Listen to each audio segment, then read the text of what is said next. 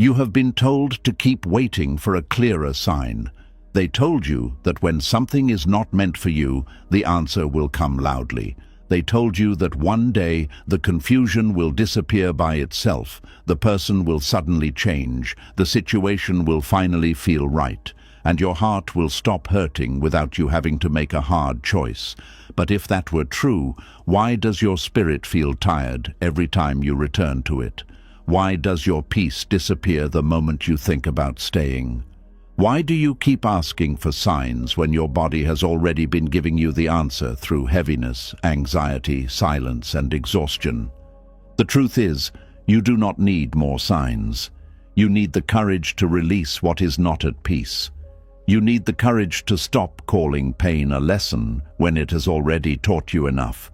You need the courage to stop begging confusion to become clarity, to stop asking what drains you to become gentle, and to stop holding on to something simply because you have already given it too much of your heart.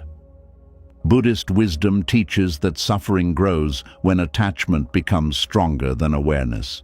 We suffer not only because something hurts us, but because we keep reaching for it after it has shown us its nature.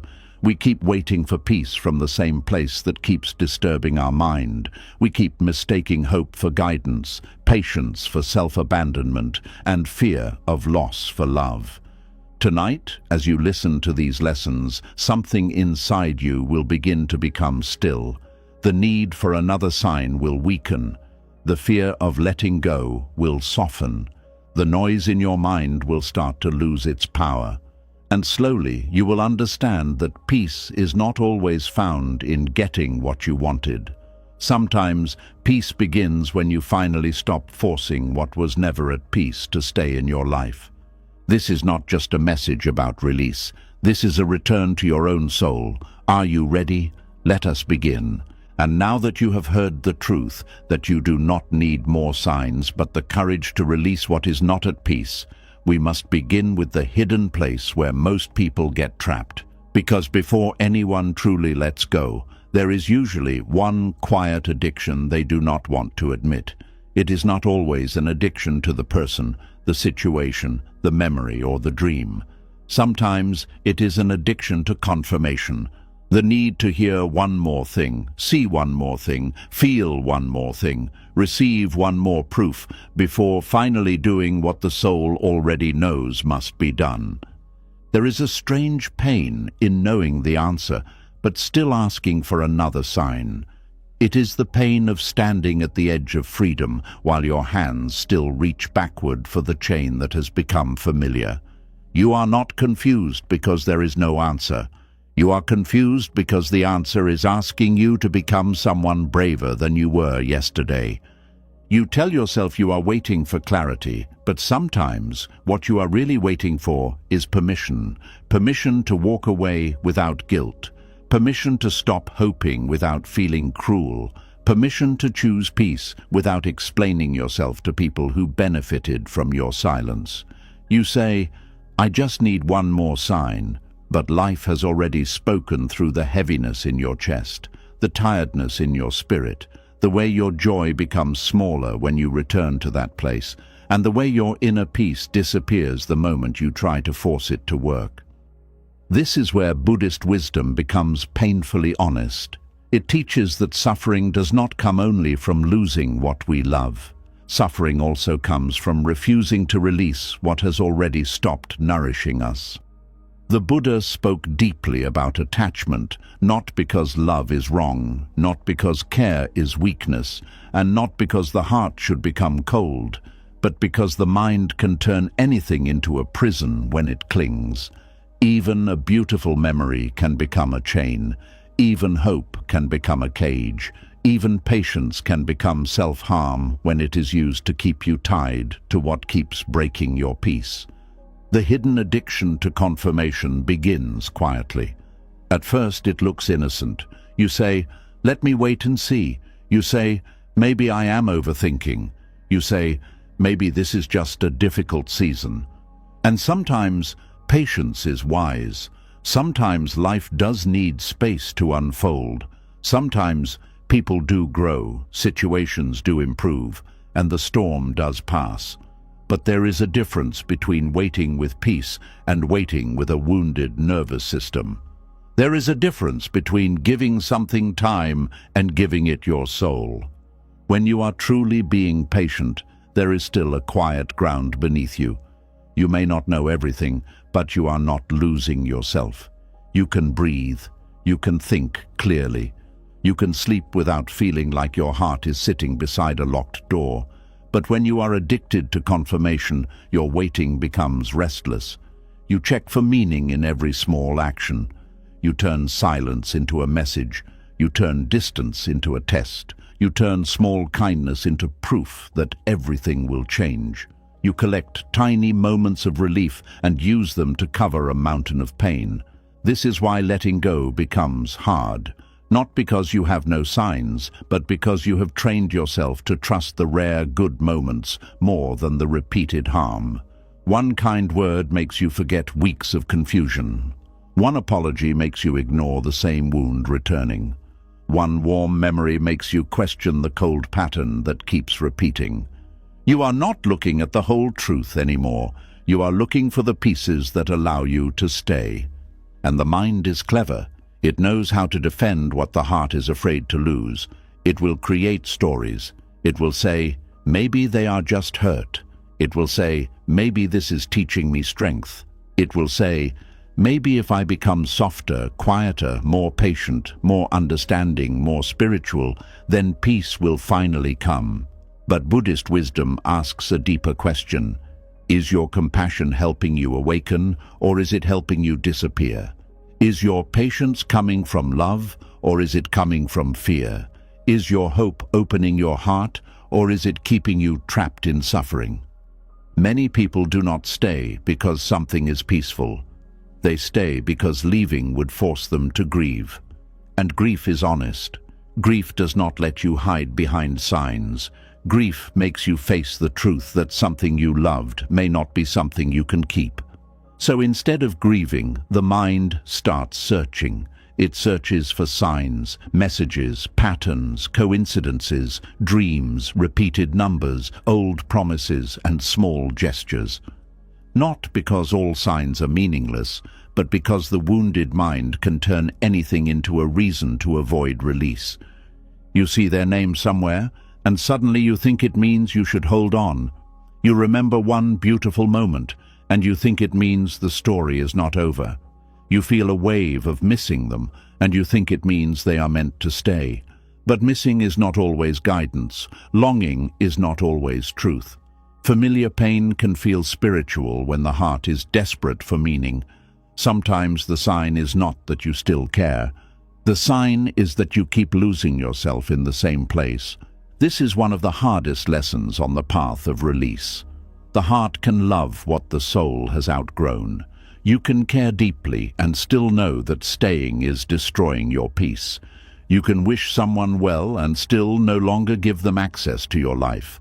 You can honor what something meant to you without forcing it to remain. Buddhist wisdom does not ask you to hate what you release. It asks you to see clearly. And clear seeing is one of the most painful forms of freedom because it removes the excuses that helped you survive. The addiction to confirmation often comes from a deeper fear, the fear of being wrong. You do not want to leave and later regret it. You do not want to release and later discover that change was just around the corner. You do not want to close a door and then wonder if you gave up too soon. So you keep waiting for a sign so strong that it removes all doubt. But life rarely gives that kind of comfort. Most of the time, peace comes quietly. It does not shout. It does not beg. It simply waits for you to stop choosing what disturbs it. You may never receive a perfect ending. You may never get the apology that makes leaving easy. You may never hear the honest confession. You may never see the final proof that removes every question from your mind. And this is where courage begins. Courage is not moving only when all doubt disappears. Courage is moving when the truth has become clearer than your fear.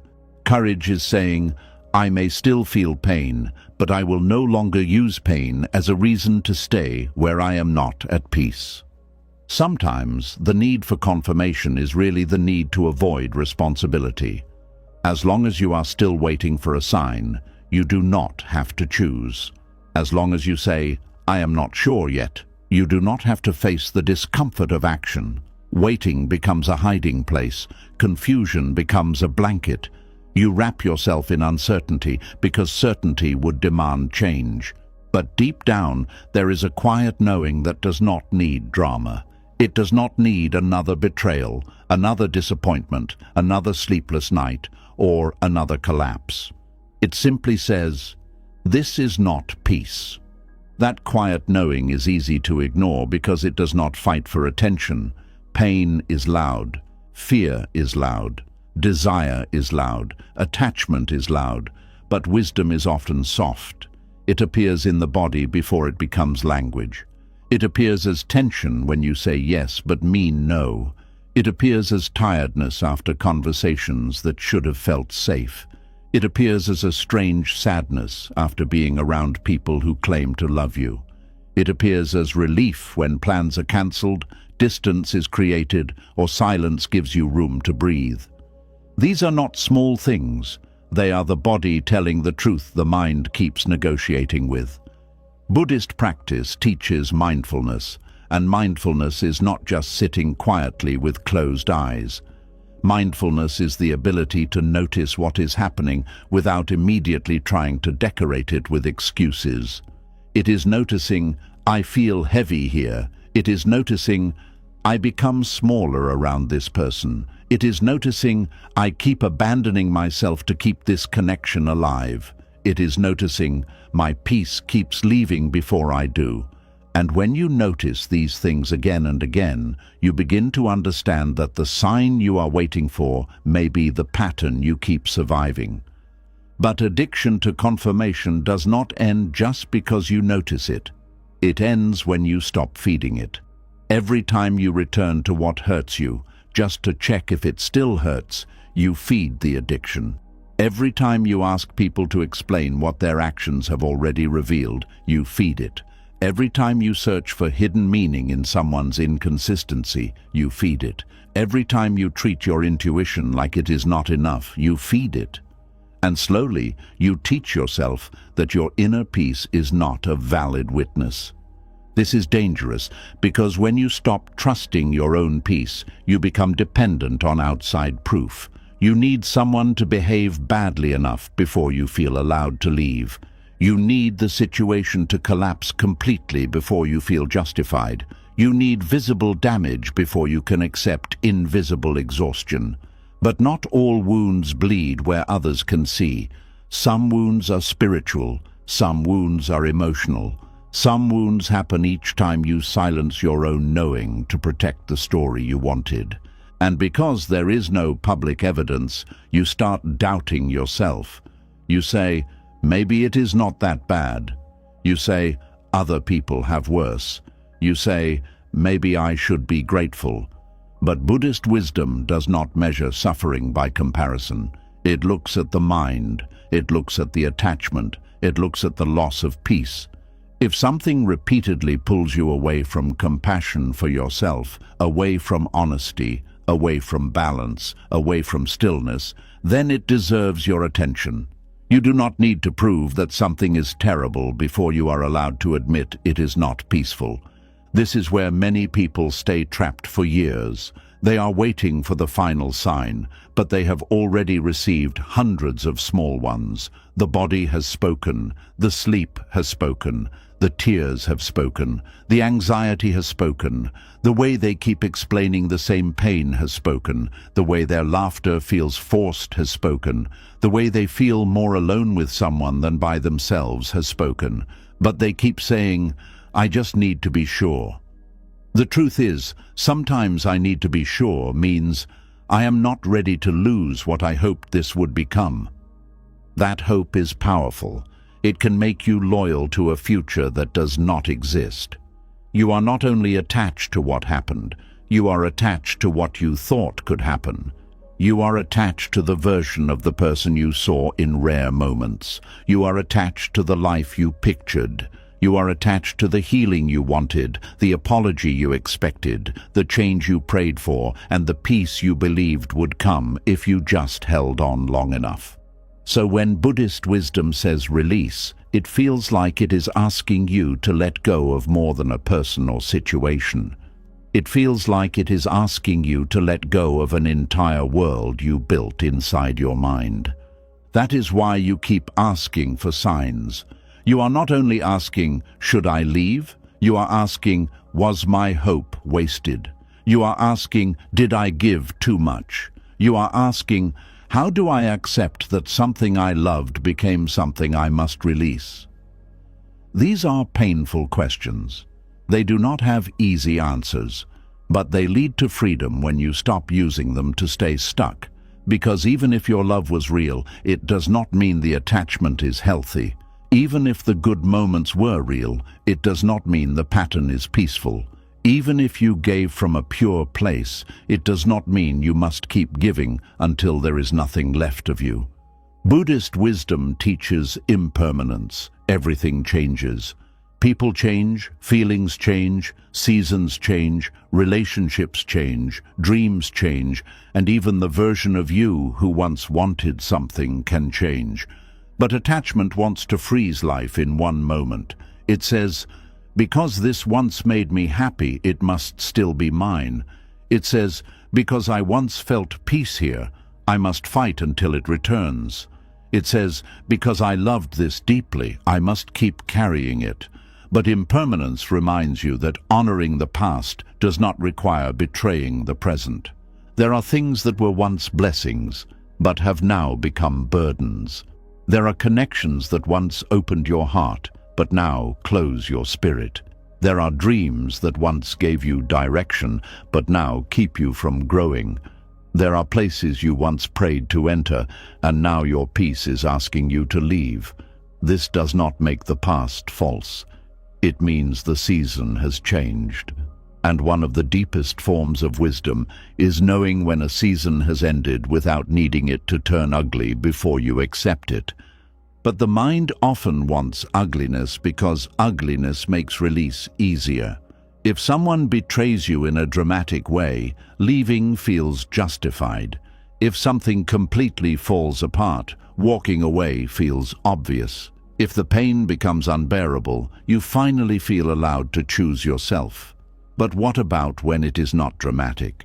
What about when it is just quietly draining you?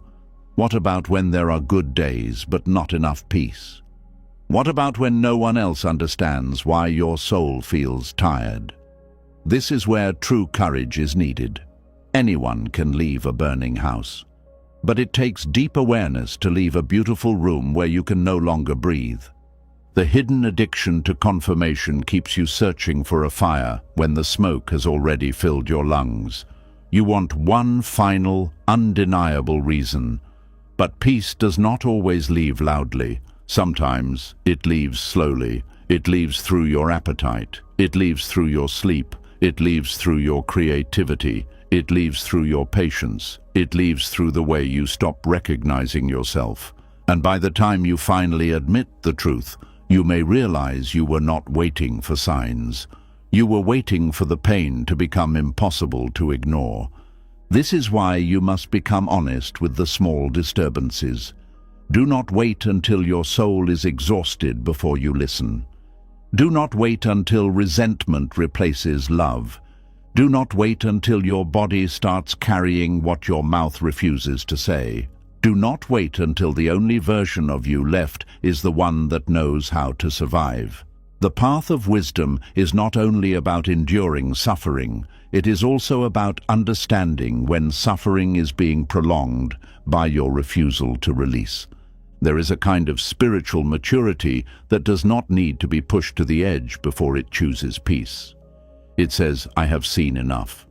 Not with bitterness, not with hatred, not with drama, but with clarity. It says, I do not need this to destroy me before I believe it is not good for me. This is the maturity Buddhist wisdom points toward. A mind that can observe without clinging, a heart that can love without possessing, a spirit that can release without needing revenge, a person who can walk away before their softness turns into anger. You may ask, but what if I am wrong? And the answer is simple, but not easy. If you are choosing from fear, pause. If you are choosing from anger alone, breathe. If you are choosing from the need to punish, become still. But if you are choosing from repeated loss of peace, from deep inner knowing, from the quiet truth that staying is making you abandon yourself, then listen. Not every uncomfortable choice is a wrong choice. Sometimes discomfort is the price of returning to yourself. Letting go will not always feel peaceful at first. This is why many people mistake the pain of release for a sign that they should go back. They leave, then grief rises. They miss the person. They miss the habit. They miss the dream. They miss the old version of themselves who believed everything would work out. And because it hurts, they think, maybe this pain means I made the wrong decision. But pain after release does not always mean you should return. Sometimes it means the attachment is detoxing from your spirit. You can crave what harmed you. You can miss what drained you. You can cry over what you know you cannot keep. This does not mean the thing was peaceful. It means your heart is human. The mind becomes used to patterns, even painful ones. When those patterns are removed, there is space, and space can feel frightening at first. The silence after chaos can feel empty before it feels calm. The first days of freedom can feel like loneliness because you have not yet learned how to rest in your own presence again. This is why confirmation addiction is so tempting. It gives you something to do. Instead of grieving, you analyze.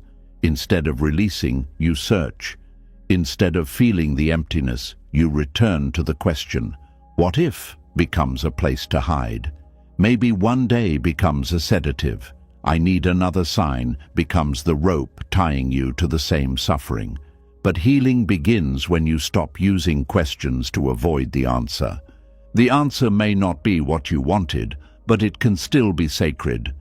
It may hurt, but it can still free you. It may close a door, but it can still return your breath. Buddhist wisdom does not promise that right action will always feel easy. It teaches that right action often requires letting go of craving, illusion, and the false comfort of familiar pain. It asks you to stop worshipping what disturbs you simply because you once believed it would complete you. There is something powerful that happens when you stop asking the world to confirm what your soul already knows. You become less available for confusion. You stop negotiating with patterns. You stop treating peace like it is too small to be evidence. You stop needing others to agree before you honor your inner life. You begin to understand that your peace is not a weak reason. It is one of the clearest forms of truth you have. And when peace becomes your evidence, your choices change. You no longer chase what only gives you intensity. You no longer confuse emotional highs with spiritual alignment. You no longer mistake anxiety for passion. You no longer call inconsistency mysterious. You no longer call waiting loyalty when waiting is slowly making you bitter. You begin to see that the soul does not need constant chaos to feel alive. The soul needs safety, honesty, balance, kindness, and room to breathe. This does not mean you will never struggle again. It does not mean you will never doubt. It does not mean release will happen without tears. But it means your doubts will no longer be stronger than your awareness. It means your fear will no longer be the leader of your life. It means you can feel sadness and still choose peace. You can feel love and still choose distance. You can feel grief and still not return. This is the hidden freedom behind letting go. You stop waiting for the final sign because you become loyal to the truth already living inside you. You stop asking pain to explain itself again and again. You stop needing what hurt you to admit that it hurt you. You stop waiting for someone else to give you permission to leave the fire. You stop forcing your spirit to keep proving what it already knows. And maybe that is the real beginning of Buddhist courage. Not the courage to become cold, not the courage to stop caring, not the courage to pretend nothing matters, but the courage to care without clinging, to love without losing yourself, to grieve without going back, and to honor peace even when attachment still has a voice. So if you have been asking for another sign, become quiet for a moment. Not to search outside yourself, but to hear what has been speaking inside you. Ask yourself what happens to your body when you think of staying. Ask yourself what part of you keeps shrinking to make room for something that does not bring peace. Ask yourself whether you are waiting for clarity or waiting for the courage to obey the clarity you already have. Because sometimes the sign is not coming in a new message. It is not coming in a dream. It is not coming through another person. It is not hidden in a coincidence. Sometimes the sign is the absence of peace. Sometimes the sign is the exhaustion you keep explaining away. Sometimes the sign is the quiet relief you feel when you stop reaching for what keeps hurting you. You do not need more signs. You need to stop abandoning the sign that has been living in your own body. You need to stop asking the mind to approve what the soul already knows. You need to stop delaying your freedom because you are afraid of the grief that comes with it. And when you finally understand this, letting go will no longer feel like losing. It will feel like returning to your breath, returning to your dignity, returning to your stillness, returning to the part of you that existed before attachment taught you to confuse suffering with love. This is where release begins. Not with a loud announcement, not with a perfect ending, not with everyone understanding, but with one honest moment where you say, I have seen enough. I choose peace now. And once that choice is made, the next lesson becomes even deeper, because the signs you ignored were not only in your thoughts, they were in your body long before your mind was willing to accept them. And once you begin to listen to the body, once you stop dismissing the heaviness, the tightness, the tiredness, and the quiet relief that comes when you step away from what drains you, another truth begins to rise. It is a truth many people avoid because it touches the image they have built of themselves. You may have called yourself patient, loyal, forgiving, understanding, and strong, but somewhere along the way, patience may have stopped being wisdom and slowly became self-abandonment. There is a kind of waiting that protects love, and there is a kind of waiting that destroys the person who waits. There is a kind of patience that gives life room to breathe, and there is a kind of patience that teaches your soul to survive without being cared for. And the hardest part is that both can look the same from the outside, both can look calm, both can look mature, both can look spiritual. But inside, one brings peace, while the other slowly empties you. You were taught that patience is a virtue. You were told that good people wait, kind people forgive, strong people endure, and spiritual people do not give up easily. And yes, patience can be beautiful. Patience can save relationships from temporary storms. Patience can help you grow through difficult seasons. Patience can soften anger, deepen understanding, and give time for truth to unfold. But Buddhist wisdom does not praise blind endurance. It does not ask you to stay asleep inside suffering and call it holiness. It asks you to see clearly. Patience becomes dangerous when it is used to silence the truth. It becomes dangerous when you keep saying, I am being patient. But what you really mean is, I am afraid to choose myself. It becomes dangerous when you keep giving time to what keeps taking your peace. It becomes dangerous when your waiting no longer comes from love, but from fear, guilt, attachment, or the belief that your needs are too heavy for others to respect.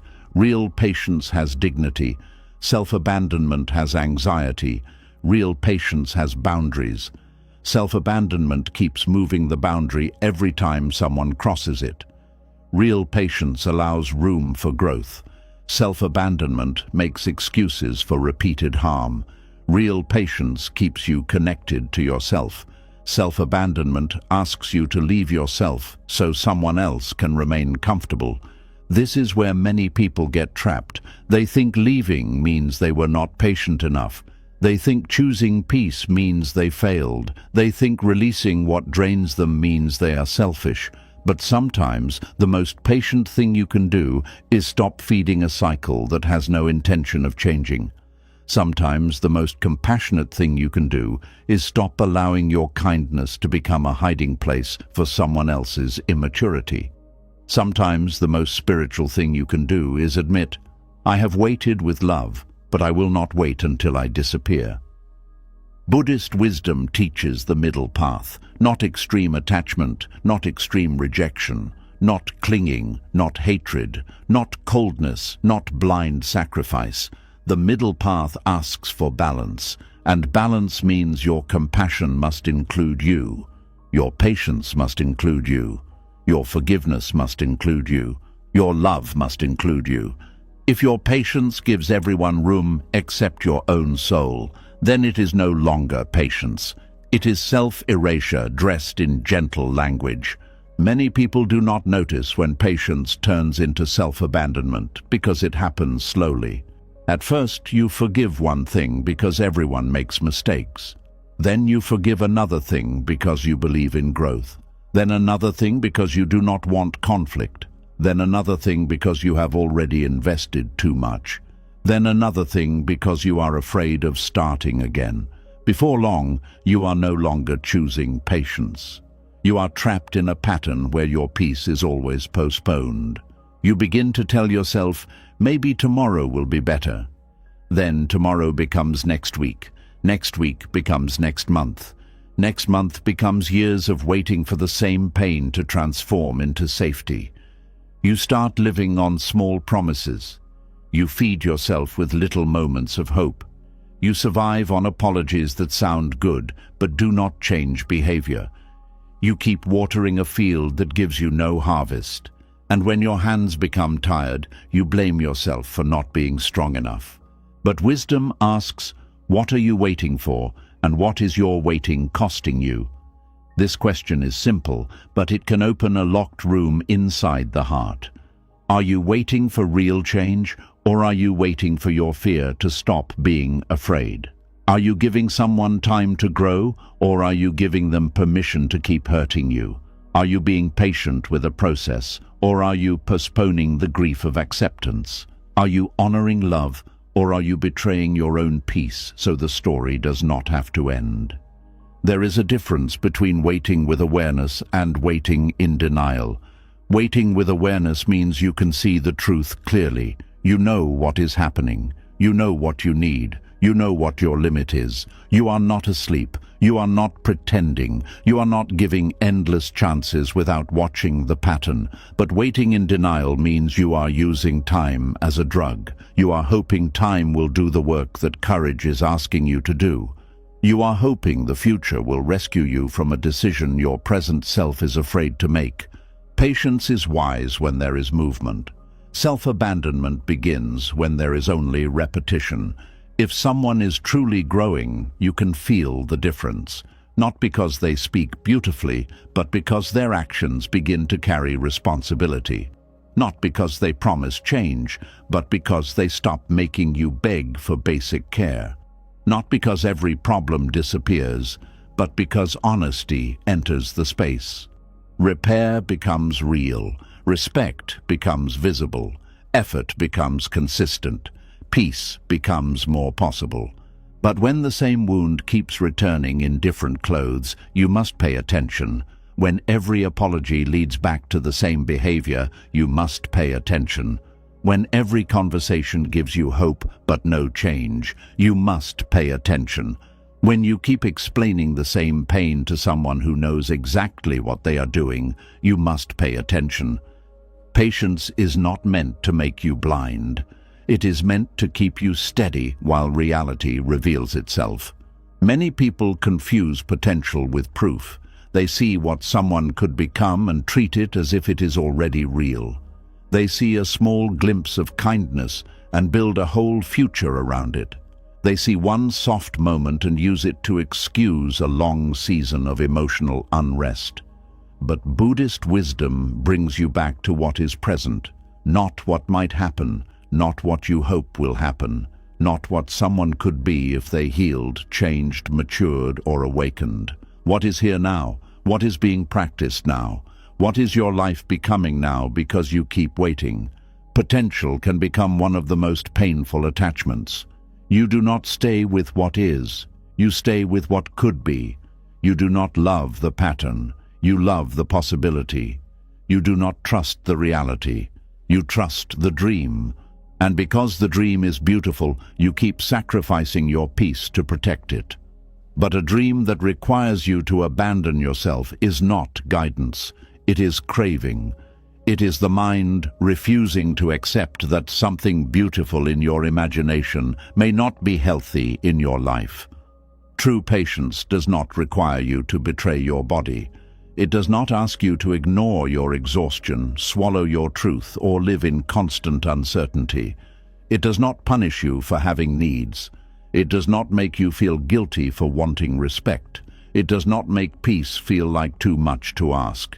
If your patience keeps demanding that you become smaller, quieter, less honest, less joyful, and less alive, then something has gone wrong. This is where the body lesson returns. Your body may already know when patience has become self-abandonment. It knows when your waiting is no longer peaceful. It knows when your forgiveness is forced. It knows when your silence is not wisdom, but fear. It knows when your kindness has become a mask. You may tell yourself, "I am fine," but the body keeps saying, "You are tired." You may tell yourself, "I can handle it," but the body keeps saying, "You should not have to keep handling this." You may tell yourself, "This is love," but the body keeps asking, "Then why does it feel like losing yourself?" Self-abandonment often hides behind noble words. I am being understanding. I am giving grace. I am choosing peace. I am being mature. But sometimes what you call understanding is fear of confrontation. What you call grace is fear of loss. What you call peace is silence that protects the wrong thing. What you call maturity is exhaustion that no longer has the energy to ask for more. This is why wisdom requires honesty. Without honesty, even beautiful words can become cages. Buddhist wisdom teaches compassion, but compassion is not the same as allowing harm. Compassion sees the suffering in another person, but it does not hand them the right to create suffering in you. Compassion can understand why someone acts from pain, but it does not pretend their pain gives them permission to keep disturbing your peace. Compassion can wish someone healing from a distance. It does not always require access. It does not always require closeness. It does not always require staying. This is hard for people who have built their identity around being good. If you have always been the one who understands, the one who forgives, the one who stays calm, the one who gives more, the one who carries the emotional weight, then choosing yourself can feel like becoming cruel. But you are not cruel for wanting peace. You are not cruel for having limits. You are not cruel for saying, "I cannot keep paying for this connection with my own inner stability." You are not cruel for refusing to turn your life into a waiting room for someone else's awakening. There is a hidden pride in endless patience that many people do not want to see. Sometimes we stay because we want to be the one who loved enough to change everything. We want our sacrifice to be the reason someone becomes better. We want to believe our loyalty is powerful enough to transform what time, truth, and pain have not transformed. This is not always love. Sometimes it is the ego wanting to be special. It wants to say, "I was the one who stayed. I was the one who saved it. I was the one who proved love can endure anything." But Buddhist wisdom gently removes the ego from love. It reminds you that you are not here to control another person's awakening. You are not here to suffer someone into maturity. You are not here to become a bridge that others walk across while you break beneath them.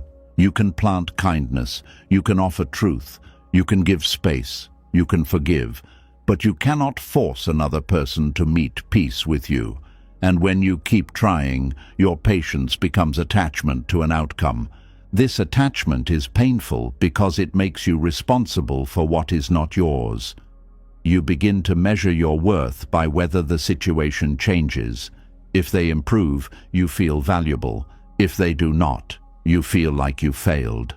But another person's refusal to grow is not proof that your love was weak. A situation remaining unhealthy is not proof that you were not patient enough. Sometimes you gave enough. Sometimes you gave too much. Sometimes the lesson is not to try harder. The lesson is to stop trying to become the only person holding together what needs honesty from both sides. Patience becomes self-abandonment when the relationship between giving and receiving disappears. You are always the one calming yourself, always the one explaining, always the one adjusting, always the one forgiving, always the one waiting, always the one trying to understand the other side. But who is understanding you? Who is asking how long you have been tired? Who is noticing what this is doing to your spirit? Who is making room for your pain without turning it into an inconvenience? A connection that only survives when one person keeps disappearing is not balanced. It may continue, but it is not peaceful. It may look stable, but it is being held together by one person's self-denial. And this is why some people feel lonely, even when they are not alone. They are present in a relationship, family, friendship, job, or dream, but absent from themselves. They have made so much room for others that there is no room left for their own breath. To be patient without abandoning yourself, you must know your limits before you reach resentment. Resentment is often a late message from a boundary that was ignored too many times. At first, you were kind, then you became tired, then you became irritated, then you became cold. Then you began to judge yourself for not being as loving as before. But maybe your love did not disappear. Maybe it was buried under too many moments where you said yes while your soul was saying no. This is why boundaries are not the enemy of patience. Boundaries protect patience from turning into bitterness. When you have boundaries, your kindness can stay clean. Your forgiveness can stay honest. Your waiting can stay awake. You are not giving endlessly and secretly hoping someone notices your suffering. You are communicating clearly. You are honoring what you can give and what you cannot. You are allowing people to meet you with respect, not expecting them to guess where your pain begins. Some people avoid boundaries because they fear boundaries will push others away. But the truth is, boundaries do not destroy real love. They reveal the quality of it. When you set a healthy boundary, some people will respect it, even if it is uncomfortable.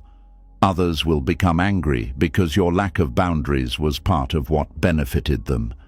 This is painful to see, but it is also freeing. You learn who loved your presence and who loved your availability. You learn who wanted your heart and who wanted your compliance. You learn who can meet your truth and who only liked you when your needs were silent. Buddhist wisdom reminds us that attachment often fears truth because truth changes things. But peace needs truth. You cannot build peace on swallowed pain.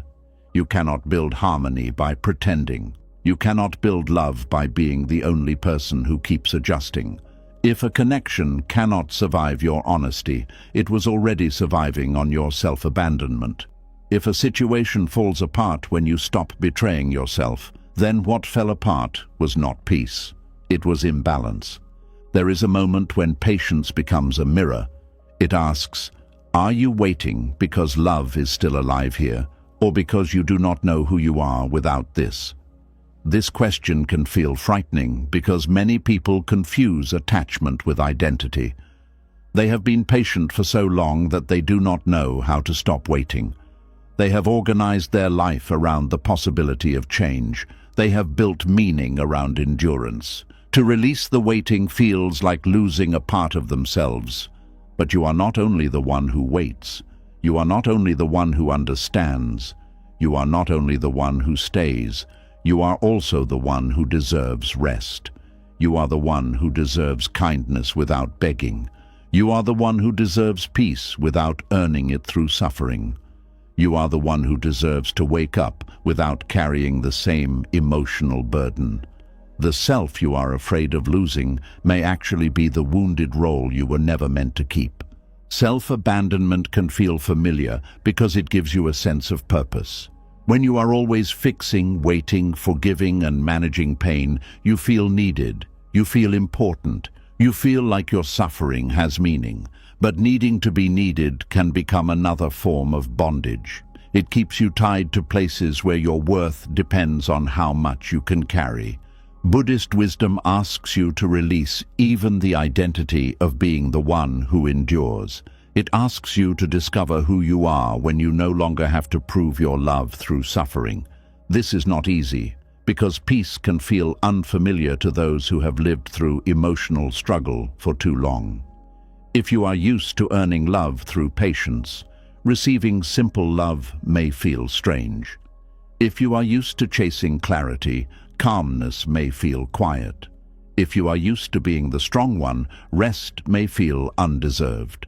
But peace does not become false because it feels unfamiliar. Sometimes, unfamiliar peace is exactly what healing feels like before the soul learns to trust it. To know the difference between patience and self-abandonment, look at what the waiting is doing to you. Is it making you wiser, softer, more grounded, more honest, more compassionate toward yourself and others? Or is it making you anxious, resentful, tired, suspicious, disconnected, and afraid to speak? Is your patience rooted in present truth, or is it fed by future fantasy? Does the waiting bring you closer to yourself, or does it require you to become someone you barely recognize? Real patience has a living quality. It breathes. It can speak. It can say, "I love you, but this is not okay." It can say, "I understand, but I also have needs." It can say, "I am willing to give time, but I will not give myself away." It can say, "I forgive, but I am watching the pattern." Self-abandonment cannot speak clearly. It swallows. It hides. It explains away pain. It fears being too much. It hopes silence will be rewarded. It thinks love means staying available, even when the soul is begging for space. The tragedy is that many people who abandon themselves are not weak. They are deeply loving. They have large hearts. They see the good in others. They believe in healing. They want to be fair. They know people are complicated. They understand pain. But when love is not guided by wisdom, it can become a path into suffering. This is why Buddhist wisdom does not separate compassion from awareness. Compassion without awareness becomes self-sacrifice. Awareness without compassion becomes hardness. Together, they create balanced love. Balanced love can stay when staying is healthy. Balanced love can leave when leaving is necessary. Balanced love can forgive without returning. Balanced love can care without carrying. Balanced love can say, "I wish you peace, but I will not lose mine to give you yours." This is not selfish. This is the end of confusion. This is the point where love stops being a performance and becomes honest. There is also the patience you owe yourself. Many people are endlessly patient with others, but cruel to their own healing. They give others years to change, but give themselves no time to grieve. They allow others to make mistakes, but punish themselves for feeling hurt. They understand everyone else's wounds, but judge their own needs as weakness. This is another form of self-abandonment. You are patient outwardly, but harsh inwardly. You hold space for everyone except the person living inside your own body. Buddhist wisdom invites you to bring compassion back home. Be patient with the part of you that is still attached. Be patient with the part of you that is afraid to let go. Be patient with the grief that comes in waves. Be patient with the healing that does not move in a straight line. But do not use patience with yourself as an excuse to return to what you know is not peaceful. There is a difference between being gentle with your process and betraying your clarity. Sometimes, after you choose peace, guilt will rise. Guilt may say, you should have waited longer. Guilt may say, you are being unfair. Guilt may say, what if they needed you? But guilt is not always wisdom. Sometimes guilt is just the echo of an old role. It is the voice of the version of you who believed love meant carrying everything. You can hear guilt without obeying it. You can thank it for trying to protect you from regret and still move forward. You may also feel sadness for the people or situations you can no longer keep close. This sadness does not mean your boundary is wrong. It means your heart is alive. You can miss someone and still know that the way things were was not peaceful. You can cry over a decision and still know it was necessary. You can feel compassion for someone and still refuse to be the place where their unhealed patterns keep landing. Maturity is not the absence of emotion. It is the ability to honor emotion without letting it drag you back into suffering. The difference between patience and self-abandonment becomes clearer when you stop asking, how much more can I take? And start asking, what kind of person am I becoming while I keep taking this? That is the deeper question. Are you becoming more truthful, more peaceful, more open, more alive? Or are you becoming guarded, bitter, tired, and afraid of your own needs? Some things do not break you all at once. They train you to live beneath your own spirit. And because the change happens slowly, you may not notice the loss of yourself until someone asks what you want and you no longer know. You may not notice until silence feels safer than honesty. You may not notice until you stop expecting care and start calling neglect normal. You may not notice until peace feels like something other people receive while you keep surviving. But the moment you notice, awareness has begun. And awareness gives you a choice. You do not have to make a dramatic announcement. You do not have to convince everyone. You do not have to list every reason. Sometimes the first step is simply admitting the truth to yourself. This waiting is hurting me. This patience is no longer peaceful. This situation is asking me to abandon too much. I have confused endurance with love. That admission may feel small, but it is powerful. It is the moment the self you abandoned begins to return. From there, courage grows. You may begin with a boundary. You may begin with an honest conversation. You may begin with distance. You may begin with rest. You may begin by no longer chasing explanations. You may begin by no longer offering access to people who treat your peace like a small thing. The form may differ, but the essence is the same. You stop leaving yourself behind. And when you stop leaving yourself behind, life may become quieter. Some people may not understand the new you. Some may miss the version of you who was always available. Some may call your peace selfish because your old suffering was useful to them. Let them misunderstand. Not with anger, not with pride, but with calm. You are not here to keep proving your goodness by how much pain you can accept. You are here to awaken. This awakening does not make you less loving. It makes your love more truthful. It teaches you that patience is not endless waiting. Patience is wise presence. It teaches you that forgiveness is not repeated access. Forgiveness is freedom from hatred. It teaches you that compassion is not self-erasure. Compassion is kindness guided by clarity. It teaches you that peace is not passivity. Peace is the courage to stop cooperating with what keeps disturbing your spirit. So, when you ask whether you are being patient or abandoning yourself, do not only listen to the story in your mind. Watch the pattern, feel the body, notice the cost, look at the fruit. True patience eventually produces understanding, repair, maturity, or peace. Self-abandonment produces exhaustion, resentment, confusion, and distance from your own soul. One helps love become wiser, the other helps suffering continue. And if you discover that what you called patience was really self-abandonment, do not shame yourself. Shame will only pull you deeper into the same pattern. Meet yourself with tenderness. You were trying to love, you were trying to hope, you were trying to believe in what could be healed. But now you know that love without self-respect becomes a quiet form of suffering.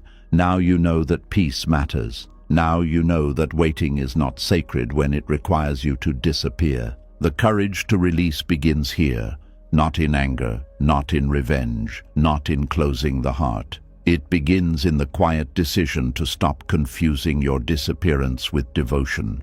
It begins when you say, I can be kind and still have limits. I can be patient and still choose myself. I can love and still leave. I can forgive and still not return. I can understand someone's pain and still refuse to live inside it. This is the clean line between patience and self-abandonment. Patience says, I will give this room to grow, but I will remain present to myself. Self-abandonment says, I will lose myself so this can continue. Patience says, I will wait with awareness. Self-abandonment says, I will wait because I am afraid to face the truth. Patience says, peace must still live here. Self-abandonment says, maybe peace will come after I suffer enough.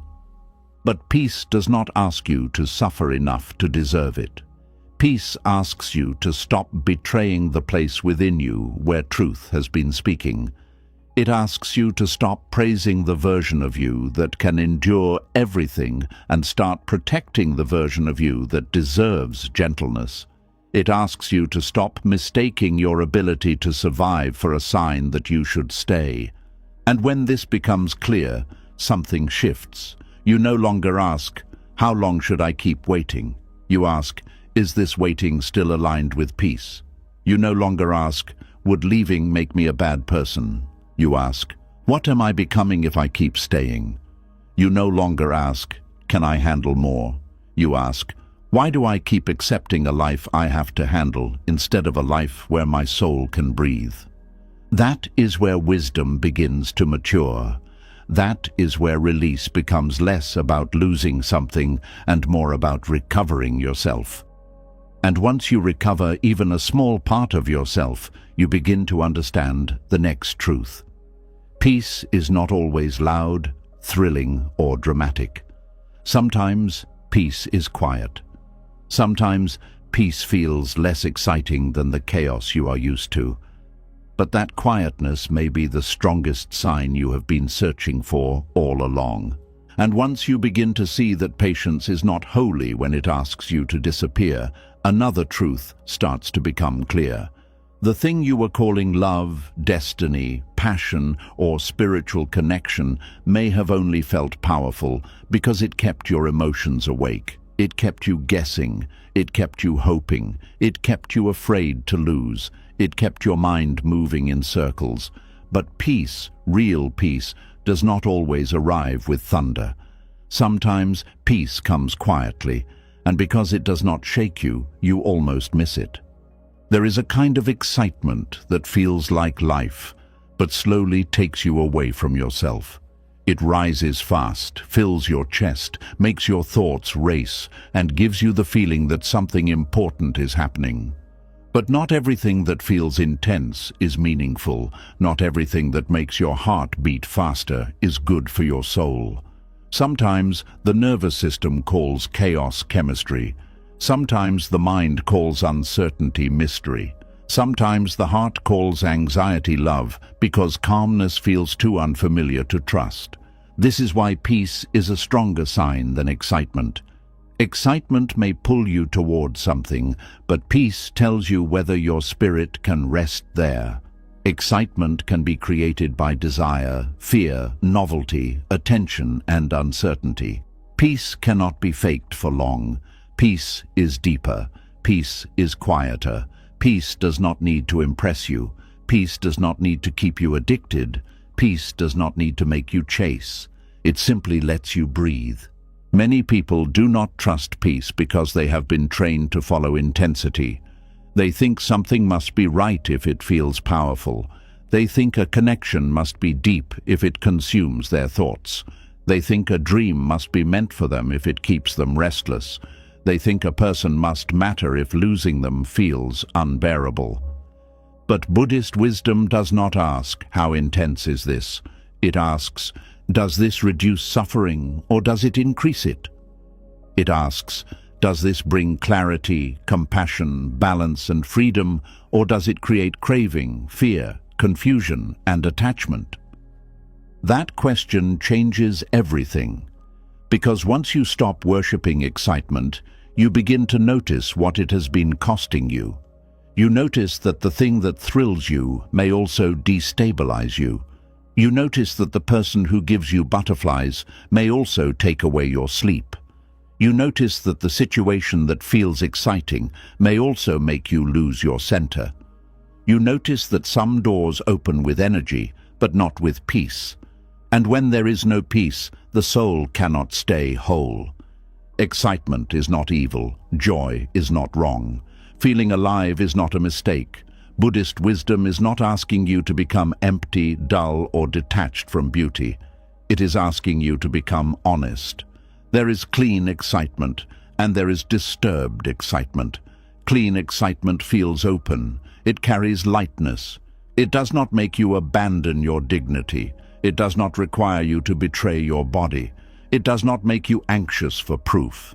It can dance with peace. But disturbed excitement feels urgent. It makes you grip. It makes you fear silence. It makes you chase signs. It makes you mistake emotional hunger for spiritual guidance. This is where many people confuse passion with suffering. They say, I have never felt this way before, but they do not ask whether the feeling is bringing them home to themselves or pulling them out of themselves. They say, this feels so strong, but they do not ask whether strength and peace are walking together. They say, I cannot stop thinking about it, but they do not ask whether that is love or mental captivity. Not every thought that repeats itself is wisdom. Sometimes repetition is the mind trying to solve what the soul already knows is not safe. Peace, on the other hand, may feel too simple at first. It may not give you the rush you are used to. It may not create a dramatic story. It may not make you check your phone every 5 minutes. It may not make you chase, prove, beg, compare, or fear. It may just feel steady. And if you have been living on emotional storms for a long time, steadiness can feel almost disappointing. You may wonder, is this real? Is this enough? Shouldn't I feel more? But sometimes the absence of panic is the sign. Sometimes the absence of confusion is the blessing. Sometimes the absence of a constant inner battle is exactly what your life has been asking for. Peace is not always loud because peace does not need to convince you. It does not perform. It does not seduce. It does not create drama so you can feel its importance. Peace is like clear water. It does not shout, yet it reveals everything. When something is peaceful, you do not have to keep explaining why it hurts. You do not have to keep asking where you stand. You do not have to keep shrinking your needs. You do not have to keep translating inconsistency into hope. You do not have to keep betraying your own knowing just to keep the story alive. This is why peace is stronger than excitement. Excitement can blind you. Peace helps you see. Excitement can make you ignore red flags because the feeling is so powerful. Peace gives you enough stillness to notice the truth. Excitement can make you attach quickly. Peace gives your heart space to choose with wisdom. Excitement asks, do I want this? Peace asks, can my soul breathe here? And the second question is the one that saves you from repeating suffering. Some people spend years chasing what excites them, then wonder why they are never settled. They move from one emotional peak to another, one intense connection to another, one dramatic hope to another, always searching for the feeling that makes them feel alive. But they do not notice that they are not building a peaceful life. They are building a life around stimulation. They become dependent on the rush of uncertainty. They feel bored when something is steady. They feel uneasy when someone is consistent. They feel suspicious when love does not hurt. And because peace does not create a storm, they think it is too plain to be sacred. But Buddhist wisdom teaches that the deepest things are often simple. Breath is simple, yet without it, nothing continues. Stillness is simple, yet it reveals the mind. Compassion is simple, yet it changes how we live. A peaceful heart is simple, yet many spend their whole lives searching for it. The mind that craves excitement often misses the quiet gifts because it is looking for something dramatic enough to distract it from itself. When you are not at peace within, excitement can feel like medicine. It gives the mind something to chase. It gives the heart something to hold. It gives the emptiness a story. That is why some people return to what disturbs them. Not because it is truly good, but because it gives them a familiar emotional rhythm. The waiting, the hoping, the pain, the apology, the brief sweetness, the fear of losing, the promise of change, the collapse, the return. It becomes a cycle, and the cycle feels like life because it is always moving. But movement is not the same as growth. A storm moves too, but it does not become a home. Peace may feel quiet, but quiet does not mean empty. Quiet can be where your nervous system heals. Quiet can be where your intuition becomes clear. Quiet can be where your heart finally tells the truth without being interrupted by fear. Quiet can be where the old cravings lose their power. Quiet can be where you stop confusing noise with meaning. The soul does not need constant intensity to feel alive. Sometimes it needs the safety to stop performing. This is especially important when choosing what to release. If you ask only, "Does this excite me?" you may stay attached to what keeps disturbing you. But if you ask, "Does this bring peace?" the answer may become clearer. The person may excite you, but do they respect your spirit? The dream may excite you, but does it still align with your values? The opportunity may excite you, but does it require you to abandon your health, honesty, or inner life? The connection may excite you, but does your body soften there, or does it prepare for pain? Peace is not the same as comfort. This is important. Sometimes the peaceful choice is uncomfortable because it asks you to grow. Setting a boundary may feel uncomfortable but peaceful underneath. Leaving a familiar situation may feel painful but peaceful underneath. Telling the truth may make your voice shake, but peaceful underneath. Choosing yourself may bring guilt at first, but peaceful underneath. Peace is not always the easiest feeling on the surface. It is the deeper knowing that you are no longer betraying yourself. Excitement often lives on the surface. It rises quickly and can disappear quickly. Peace lives deeper.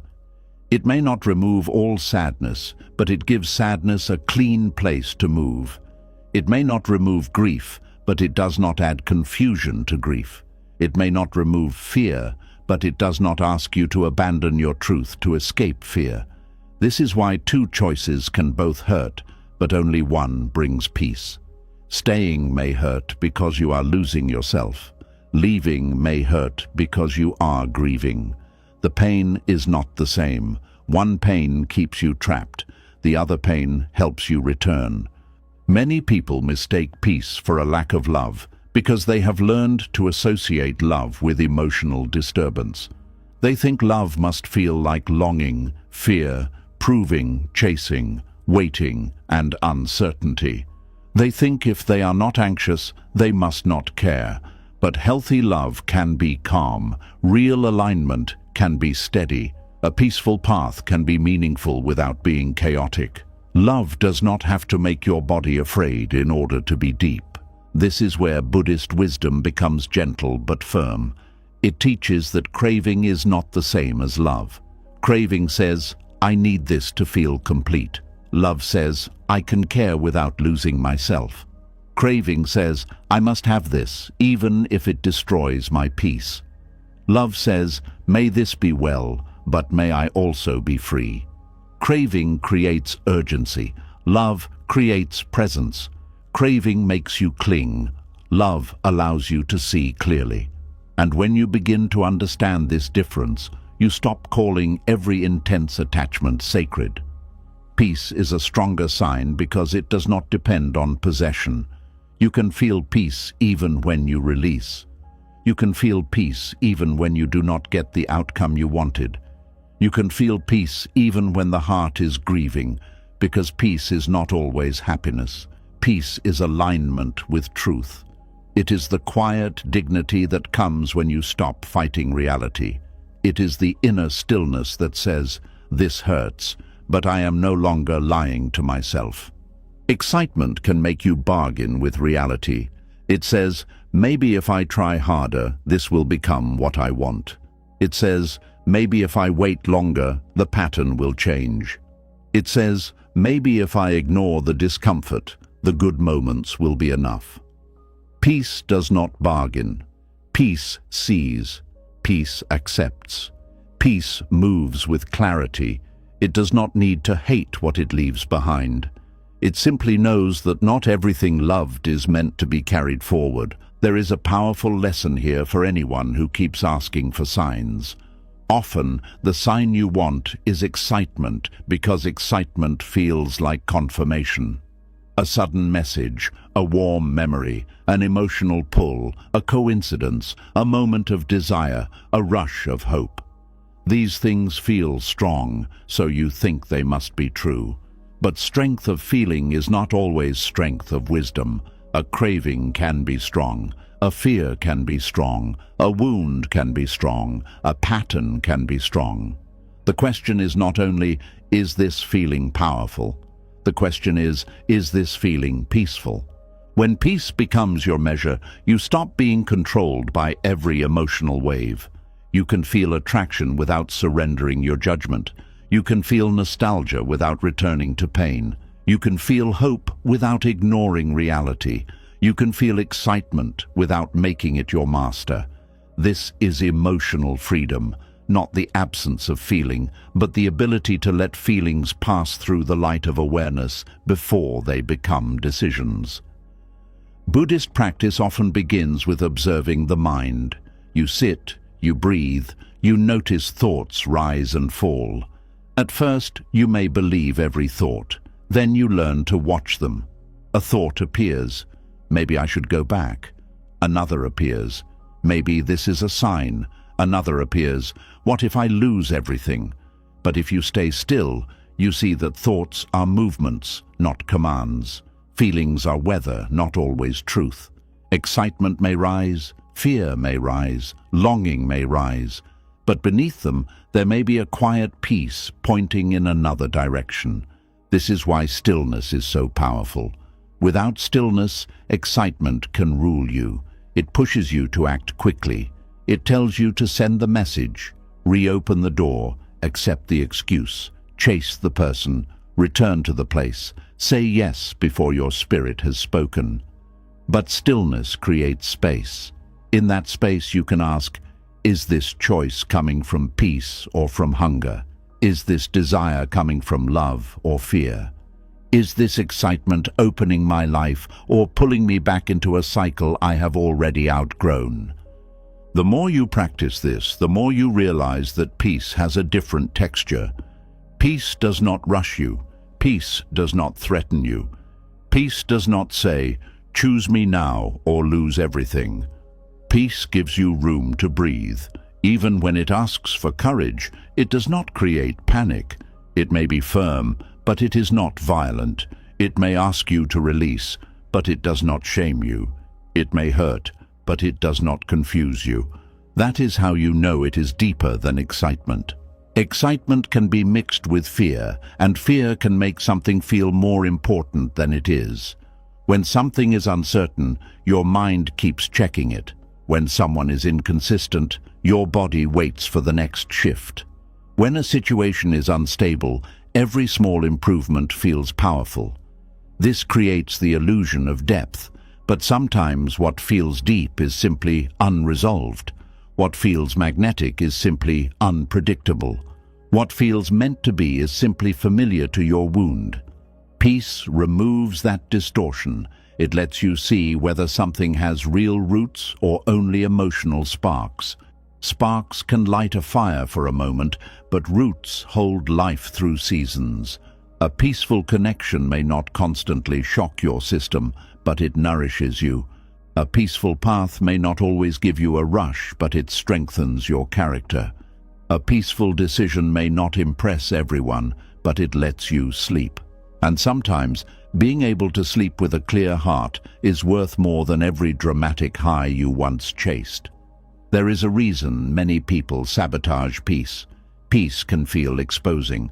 When there is no drama to manage, you may have to face yourself. When there is no one to chase, you may have to feel your loneliness. When there is no chaos to solve, you may have to confront the emptiness you are covering. Excitement distracts. Peace reveals. This is why peace is stronger.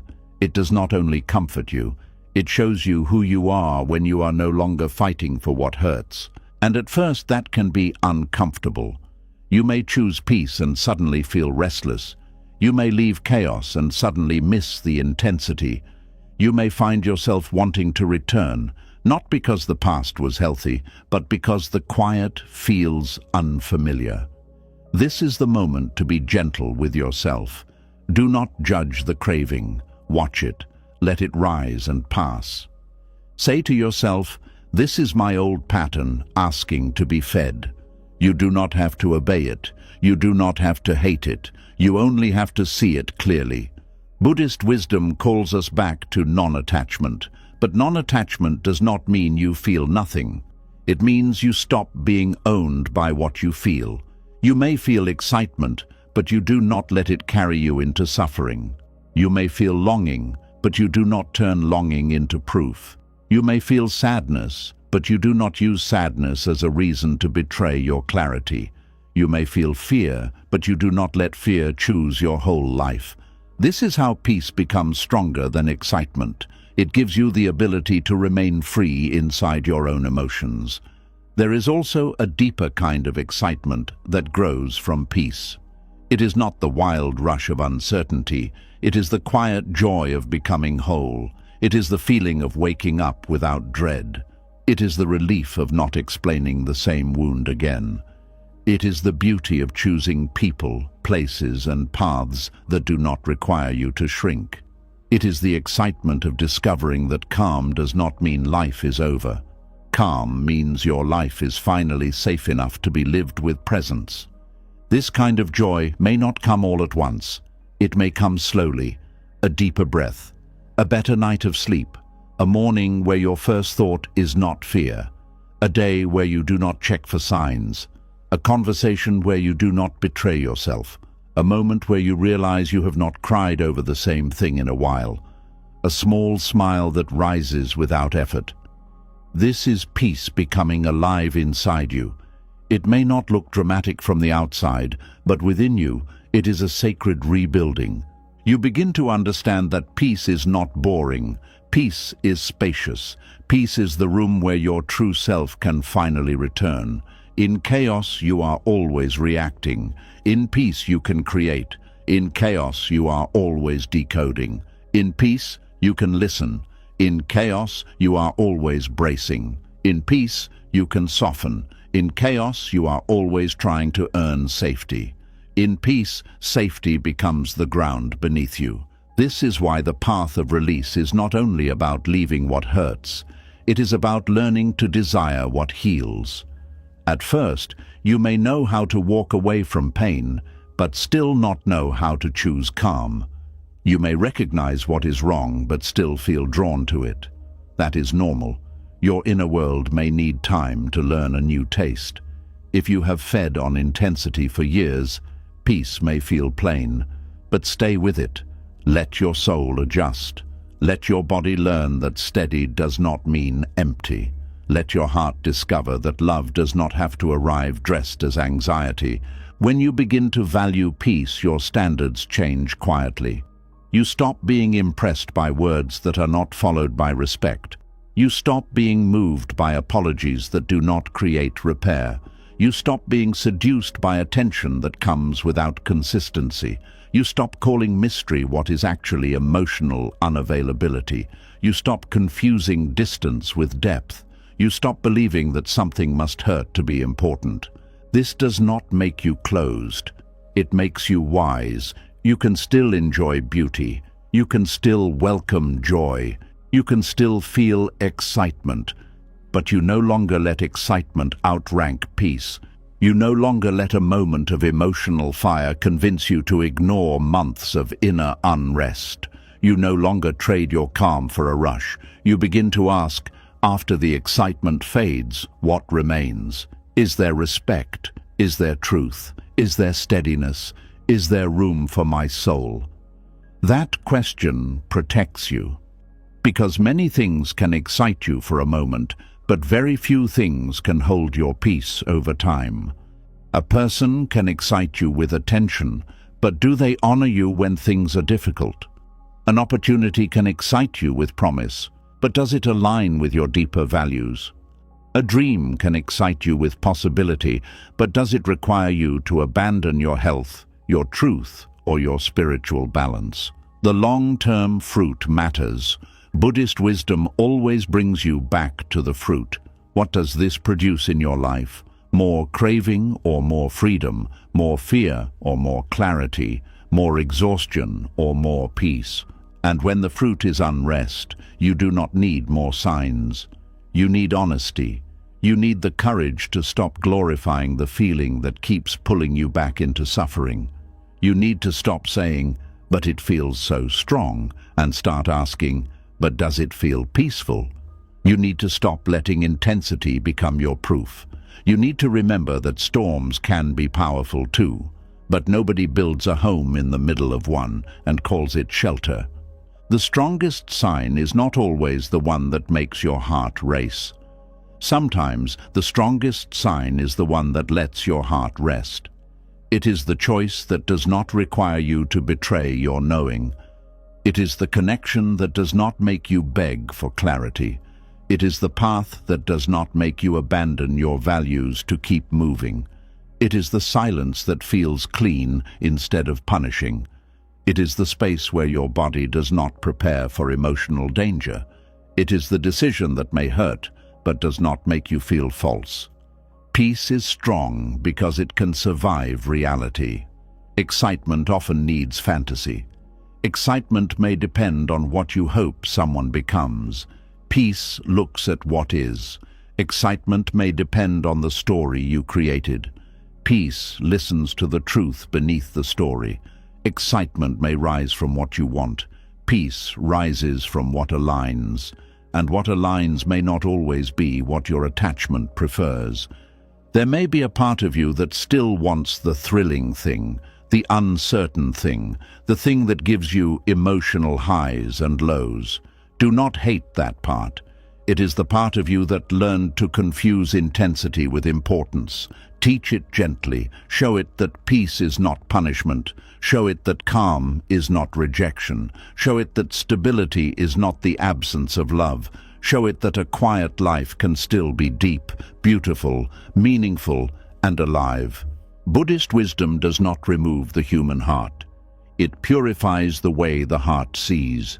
It helps you love without clinging, desire without becoming enslaved, feel without losing awareness, and release without needing hatred.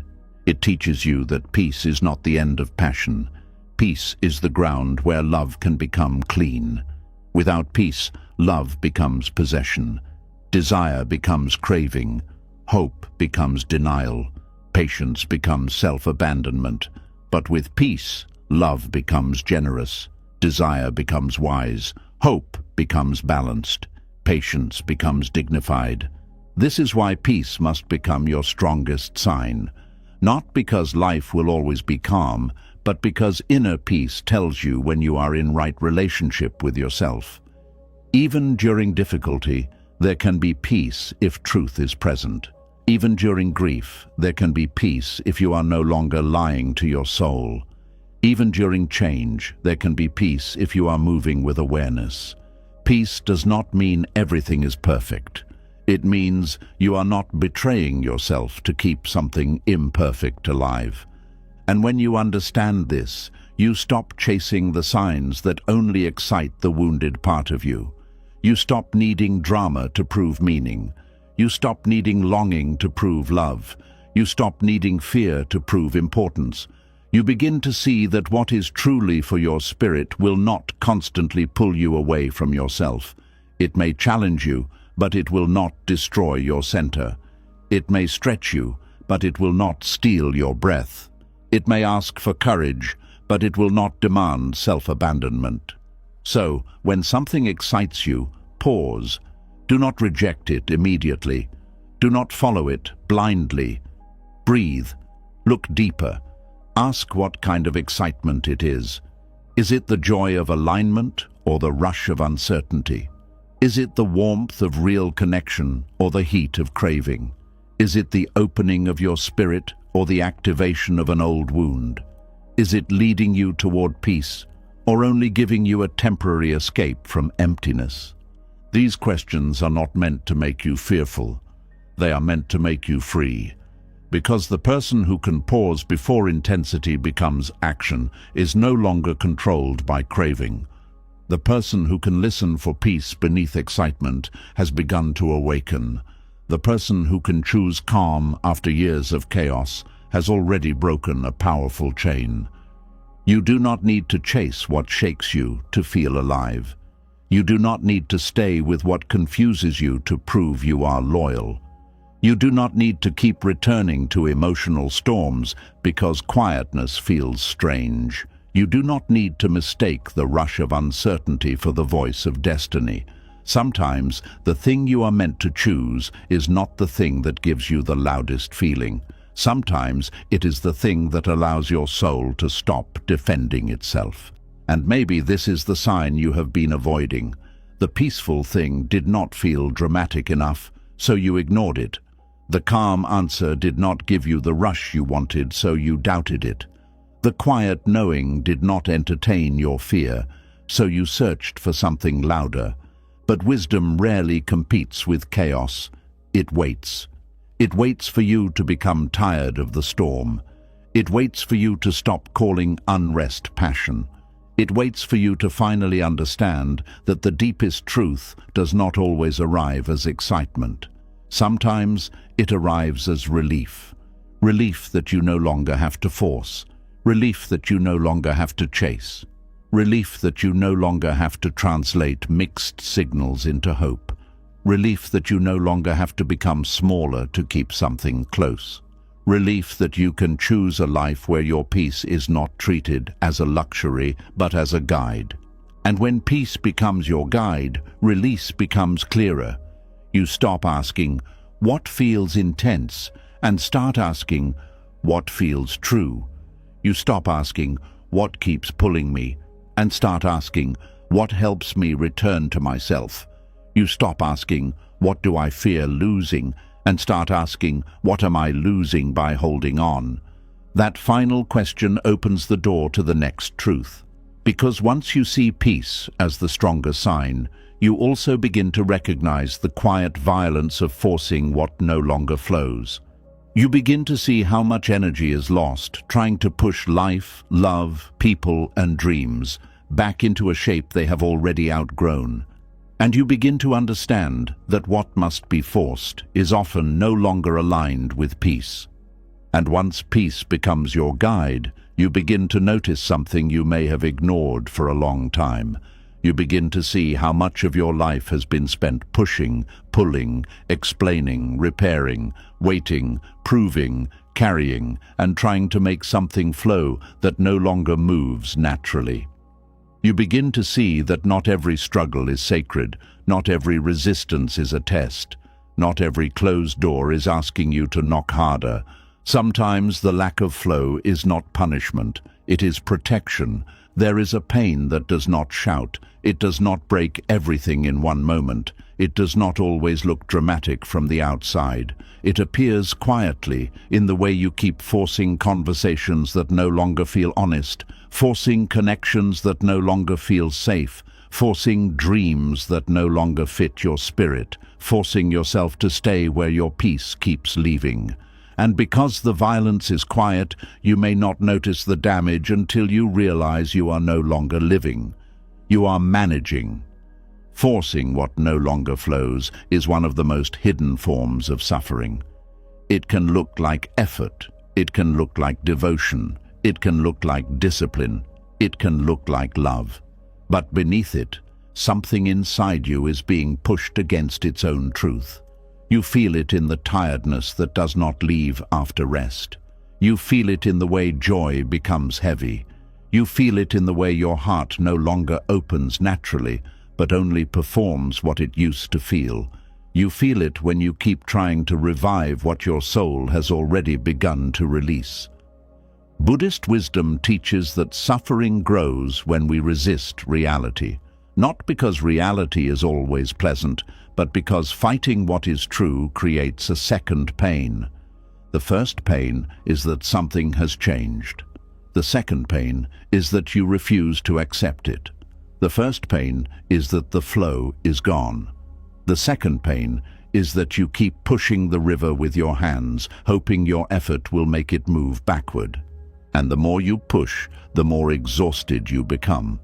There are seasons when effort is beautiful. There are times when commitment requires patience, when healing requires work, when love requires humility, when a path requires discipline. But there is a difference between working with life and forcing life. When something still has flow, effort feels alive. It may be hard, but it does not make you feel spiritually trapped. It may ask for strength, but it does not demand the loss of your inner dignity. It may stretch you, but it does not keep crushing your peace. Forcing feels different. Forcing feels like dragging something that has stopped walking with you. It feels like begging for movement from what keeps resisting. It feels like pouring your energy into a place that no longer gives anything back. It feels like holding a door open while the wind keeps trying to close it. It feels like convincing yourself that pain is proof of depth, when really, pain may be telling you that the flow has ended. This is why peace matters. Peace helps you know when your effort is aligned and when it has become violence against yourself. If you are working towards something that is truly aligned, there may be tired days, but there is still meaning. There may be obstacles, but there is still movement. There may be fear, but there is still some deep yes beneath the fear. But when you are forcing what no longer flows, your effort becomes dry. You do everything, but nothing feels alive. You keep showing up, but something sacred in you has stopped arriving. Many people remain loyal to the form long after the spirit has left. They keep the relationship, but the connection is gone. They keep the routine, but the purpose is gone. They keep the role, but the joy is gone. They keep the dream, but the soul has outgrown it. They keep the promise, but the truth has changed. And because they fear being seen as inconsistent, ungrateful, weak, selfish, or wrong, they keep forcing the old shape to hold a life that no longer belongs inside it. But Buddhist wisdom understands impermanence. Nothing stays the same forever. What once nourished you may later drain you. What once opened you may later limit you. What once felt like home may later become a place where your spirit cannot breathe. This does not mean the past was fake. It means life moved. You moved. The season moved. And wisdom is learning not to punish yourself for changing. Forcing what no longer flows often comes from the fear of admitting that something has ended. Endings can feel like failure when you believe that every meaningful thing must last forever, but not everything that ends has failed. Some things complete their purpose. Some people teach you something and then become a place of pain. Some dreams carry you through one season, then must be released so another version of you can rise. Some doors are not closing against you. They are closing because your soul is no longer meant to live in that room. The mind does not like this. The mind wants permanent certainty. It wants to say, if it was right once, it must be right forever. It wants to say, if I loved it deeply, I must keep it. It wants to say, if I invested so much, I cannot leave now.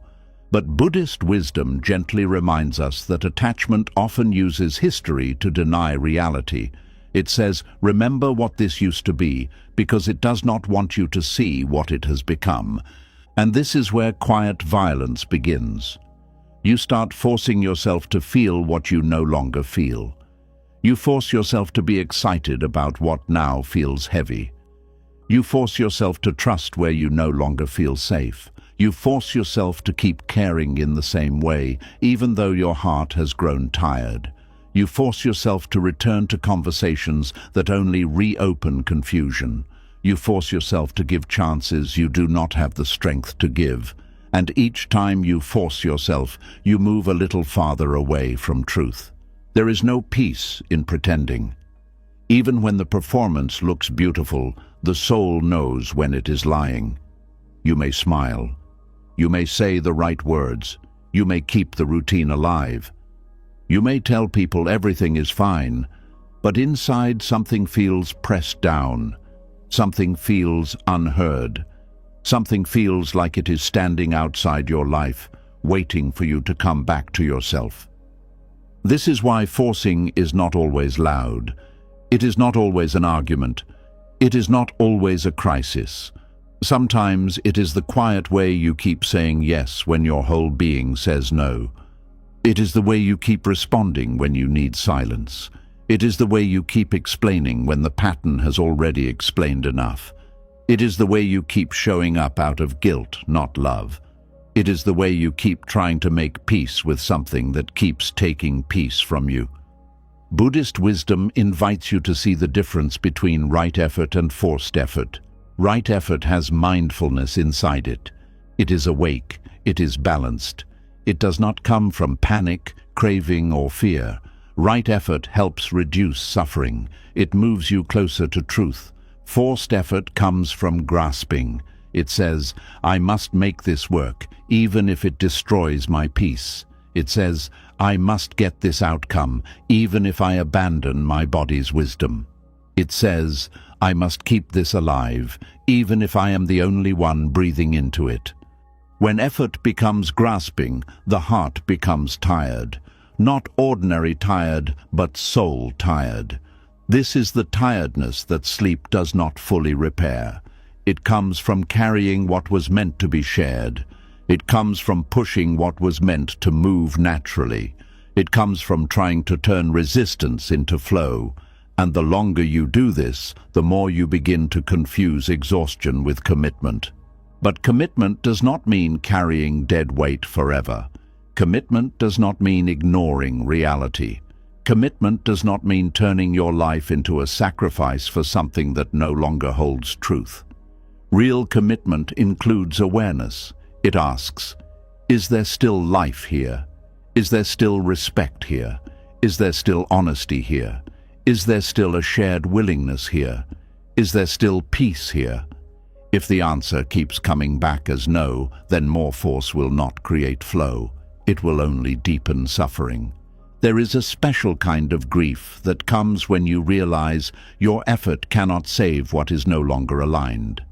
It hurts because effort gives us a sense of control.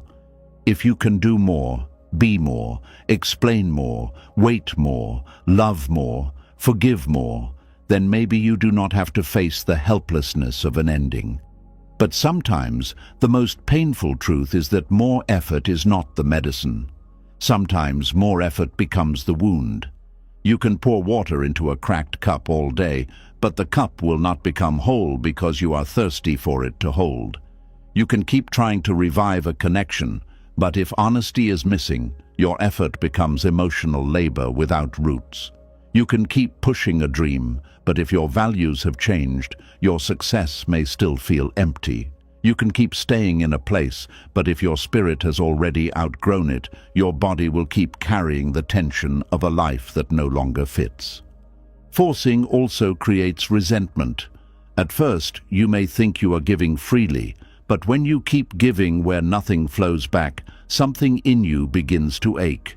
You may become irritated by small things. You may feel unappreciated. You may begin to withdraw emotionally. You may still be present physically, but your heart starts closing quietly. This is not because you are bad. It is because your soul knows you have been giving from an empty place.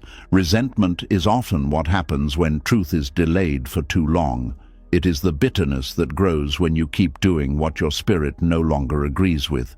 It is the anger beneath the smile. It is the pain under the words, "It is fine." It is the tiredness behind the kindness. And if you do not listen, resentment can turn love into obligation, service into burden, and connection into quiet anger. This is why release is sometimes an act of mercy, not only for you, but for what you are releasing. When you keep forcing something, you do not allow it to be what it is. You demand that it become what you need. You hold it in a shape it may no longer be able to carry. You keep asking it to give peace, meaning, love, or purpose that it cannot give. And in doing so, you create suffering on both sides. Letting go can be the first honest thing that has happened in a long time. There are relationships that become more painful, because both people are trying to force an old version of love to remain. They remember who they used to be together, and they keep trying to return there. But the people have changed. The needs have changed. The wounds have changed. The silence has changed. The trust has changed. And instead of facing this truth, they keep acting out the old roles. One keeps chasing. One keeps withdrawing. One keeps explaining, one keeps avoiding. The pattern continues, but the flow is gone. There are also dreams that become painful because you are trying to force an old version of yourself to keep wanting them. Maybe you once prayed for something. Maybe you worked hard for it. Maybe it gave you identity. But now when you touch it, something feels heavy. You may feel guilty for no longer wanting what you once begged life to give you. But growth often changes your desires. The person who wanted that dream may not be the person you are becoming. You do not have to stay loyal to a dream just because your past self chose it. This is difficult because people often build their sense of worth around consistency. They think changing direction means they were wrong. But Buddhist wisdom does not treat change as shameful. It sees change as part of life. The flower does not apologize for no longer being a seed. The river does not apologize for moving. The moon does not apologize for changing shape. Why must you apologize for outgrowing what no longer brings peace? The problem is not that things change. The problem is that attachment wants the changed thing to behave like the old thing. You want the person to feel like they once did. You want the place to comfort you like it once did. You want the path to excite you like it once did. You want the identity to fit you like it once did. But once flow has left, force becomes the tool of attachment. It tries to bring the past back by pressure. And pressure is not the same as life. Life has a rhythm. There are openings and closings, beginnings and endings, expansion and rest, meeting and parting, holding and releasing. When you honor rhythm, you suffer less, not because you never feel pain, but because you stop adding resistance to pain. You stop demanding that every ending become a beginning again. You stop forcing every silence to become a message. You stop dragging every closed chapter into the next page. This does not mean you should give up at the first sign of difficulty. That would not be wisdom. That would be avoidance. Buddhist wisdom is not teaching you to run from all discomfort. It is teaching you to distinguish between a challenge that still carries life and resistance that keeps asking you to betray yourself. Some things need patience, some things need repair, some things need communication, some things need discipline, but some things need release. The work is learning to know the difference. A challenge that still carries life has openness inside it. There is room for honesty. There is room for mutual effort. There is room for learning. There is room for repair. There is room for both people or both parts of the path to breathe. But what no longer flows feels closed. You may speak, but nothing lands. You may try, but nothing shifts. You may give, but nothing grows. You may wait, but peace does not return. When the door is spiritually closed, force only bruises your hands. The quiet violence of forcing what no longer flows is that it teaches you to become harsh with yourself. You start blaming yourself for not being able to make it work. You ask, what is wrong with me? You ask, why can't I feel the way I used to? You ask, why am I not stronger? You may even shame yourself for wanting peace. But maybe nothing is wrong with you. Maybe something has ended. Maybe something has changed. Maybe your spirit is not failing. Maybe it is refusing to keep pretending. The soul often speaks through withdrawal before the mind understands. You may lose interest. You may feel tired. You may stop reaching. You may feel a calm distance growing inside you. At first, you may judge it. You may think you are becoming cold. But sometimes, withdrawal is not coldness. Sometimes it is the soul protecting its remaining energy. Sometimes it is your inner life saying, I cannot keep pouring myself into what does not nourish me. This is where gentleness matters. Do not attack yourself for not being able to force what once mattered. Do not call yourself weak because your spirit is tired. Do not call yourself ungrateful because a past blessing has become a present burden. Sit with the truth. Let it breathe. Let it become clear without rushing to justify it. Some truths need silence before action. Some endings need tenderness before movement. Some releases begin as a whisper before they become a decision. Forcing often grows from fear of emptiness. If you stop pushing, what will remain? If you stop trying, who will you be? If you stop carrying the connection, will anyone still choose you? If you stop chasing the dream, will your life lose meaning? These fears are real, but they are not always truthful. The emptiness that comes after you stop forcing may not be a punishment. It may be space. Space for a new breath. Space for a new self. Space for a quieter life. Space for a truth that could not enter while you were holding the old thing with both hands. Buddhist wisdom teaches that empty space is not always loss. Emptiness can be openness.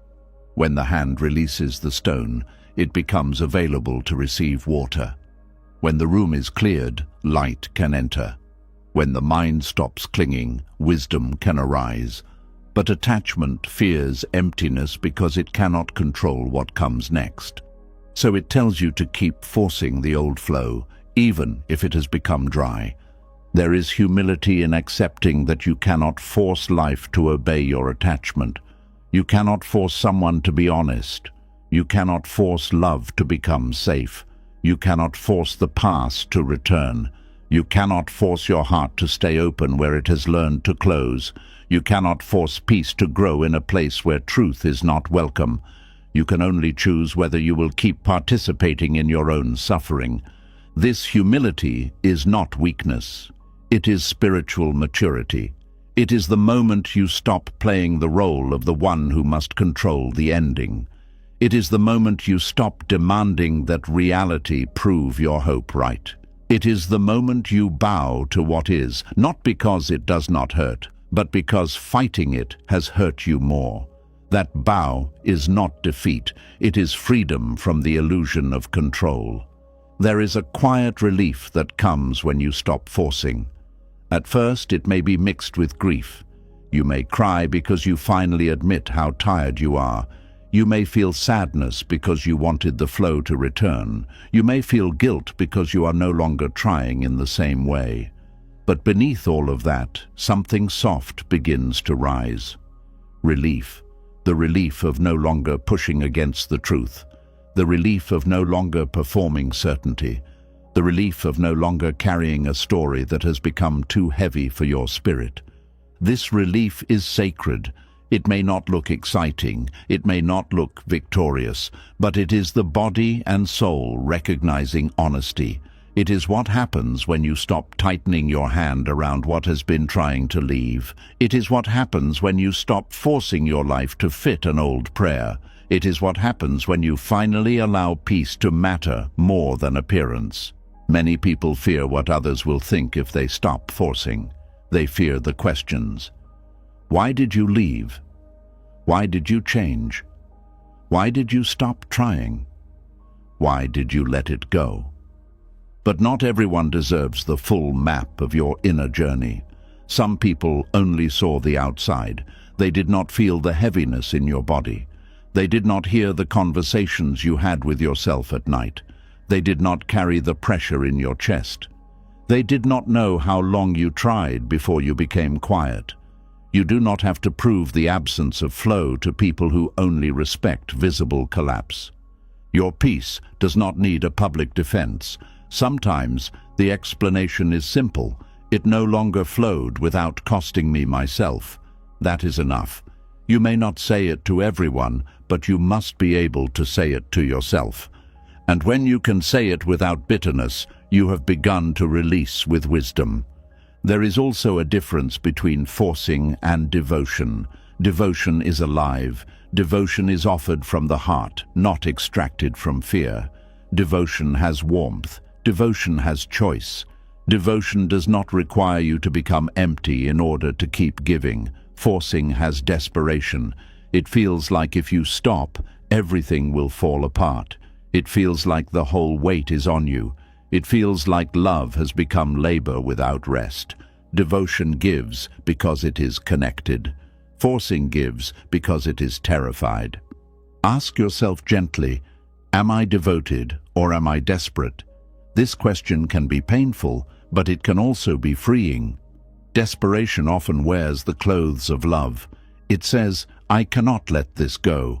It says, I need this to work. It says, I do not know who I am without this. Devotion says, I care deeply, but I will not violate truth. Devotion can stay present without clinging. Desperation grips until the hands bleed.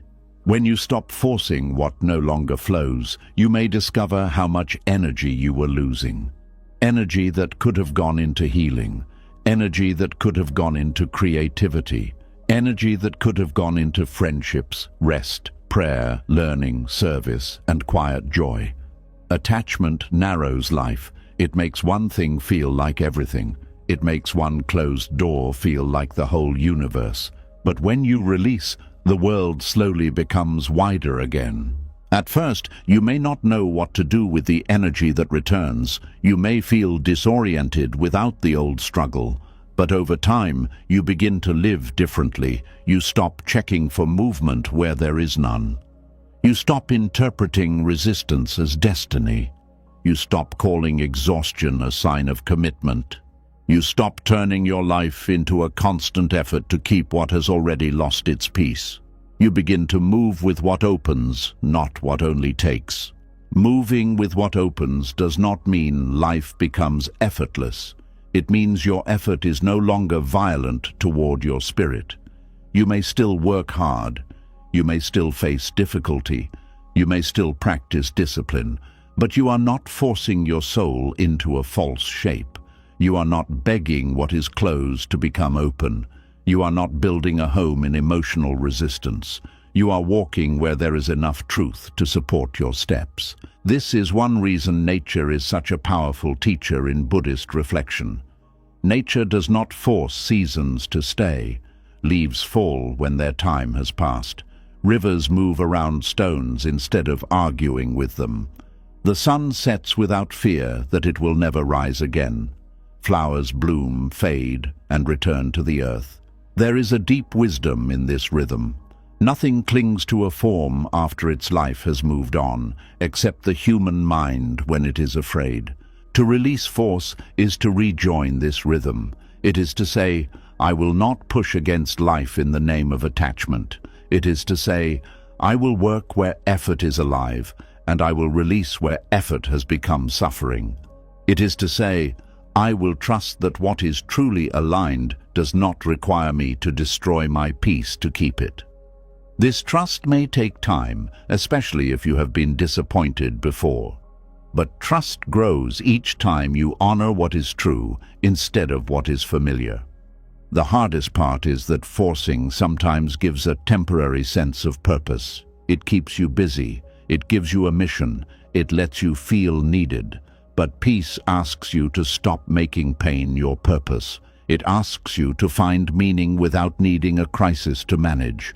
It asks you to live without turning your wounds into assignments. It asks you to discover that your value does not depend on saving what refuses to flow. You are allowed to stop trying when trying becomes self-betrayal. You are allowed to step back when your effort is no longer met with truth. You are allowed to release a dream that no longer fits your soul. You are allowed to outgrow a version of life you once prayed for. You are allowed to let silence remain silent instead of forcing it to become an answer. You are allowed to stop knocking on a door that only bruises your spirit. This permission may feel strange because you have been taught to earn release through suffering. You think you must be completely broken before you can leave. You think you must have a dramatic reason. You think the pain must be obvious enough for others to understand. But Buddhist wisdom is more subtle than that. It honors the quiet knowing. It honors the repeated absence of peace. It honors the small inner voice that says, this is no longer the way. When you force what no longer flows, you delay the wisdom that comes from acceptance. Acceptance does not mean you like what happened. It does not mean you stop caring. It does not mean the loss is easy. Acceptance means you stop arguing with the nature of things. If something is not moving, you stop dragging it. If something is closed, you stop bleeding against it. If something is gone, you stop living as if your denial can bring it back. Acceptance is not giving up on life. It is giving up the fight against truth. And once you accept, your energy changes. You are no longer using your strength to preserve an illusion. You are using it to rebuild your peace. You are no longer asking, how can I make this flow again? You are asking, where is life naturally calling me now? You are no longer chasing the old movement. You are listening for the new one. This is where release becomes more than an ending. It becomes a doorway. But before that doorway opens, you may need to grieve. Grieve the effort. Grieve the hope. Grieve the version of yourself who tried so hard. Grieve the years spent pushing. Grieve the good moments that made leaving difficult. Grieve the future you imagined. Do not rush this. Grief is not proof that release is wrong. Grief is the heart honoring what mattered. You can grieve deeply and still know that forcing was hurting you. The more honest you become, the more you understand that flow cannot be commanded. Love cannot be forced. Peace cannot be demanded from what keeps disturbing you. Growth cannot be dragged from someone who refuses to awaken. Purpose cannot be squeezed from a path your soul has outgrown. What flows, flows with life. What must be forced may need to be questioned, and what repeatedly costs you peace may need to be released. This does not make you passive. It makes you wise. You still act. You still choose. You still show up for what matters, but you no longer confuse struggle with alignment. You no longer worship difficulty as proof of destiny. You no longer think every resistance is a spiritual test. Sometimes resistance is information. Sometimes the closed door is honest. Sometimes the lack of flow is the answer you are too attached to receive. So pause before you push harder. Pause before you send another message, offer another explanation, give another chance, force another feeling, or return to another place that keeps draining you. Ask yourself, Is there life here, or only my fear of letting go? Is there movement here, or only my effort? Is there peace here, or only my attachment trying to survive? The answer may arrive quietly, but do not dismiss it because it is quiet. You do not need to force what is meant to flow with you. You may need to nurture it, protect it, work with it, and be patient with it, but you will not have to keep violating your own peace to prove its worth. What is aligned will not always be easy, but it will not require you to become a stranger to yourself. What is true will not always be comfortable, but it will not keep asking you to live in inner conflict. What is peaceful will not always be exciting, but it will give your soul room to breathe. And if something no longer flows, let yourself admit it, not with rage, not with shame, not with a need to destroy the past, just with honesty. This once mattered, but it no longer brings peace. This once opened me, but now it closes me. This once felt alive, but now I am the only one forcing movement. These words may hurt, but they also free you from pretending. The quiet violence ends when honesty begins. The pushing softens, the grip loosens, the breath deepens, the heart stops performing. And though the release may ache, something inside you knows you have stopped fighting your own life. You have stopped turning love into pressure. You have stopped turning hope into a chain. You have stopped forcing a river that was never meant to run backward. And once you stop forcing what no longer flows, another truth reveals itself. You begin to see that much of what you called hope was not always hope. Sometimes hope was attachment wearing a gentle face. Sometimes hope was fear refusing to grieve. Sometimes hope was the mind's way of keeping you tied to what your peace had already released. And once you stop forcing what no longer flows, you begin to notice something even more subtle. You begin to see that the hand holding you back was not always fear in its obvious form. Sometimes it came dressed as hope. It sounded gentle. It sounded spiritual. It sounded patient. It told you to believe a little longer, wait a little longer, give another chance, keep the door open, keep the dream alive, keep praying for what your peace had already released. And because hope seems beautiful, you did not question it. But there is a kind of hope that heals, and there is a kind of hope that keeps a wound open.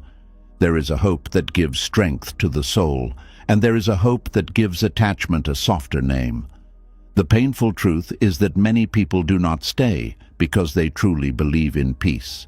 They stay because they cannot bear the grief of accepting that peace may never come from the place they are still holding.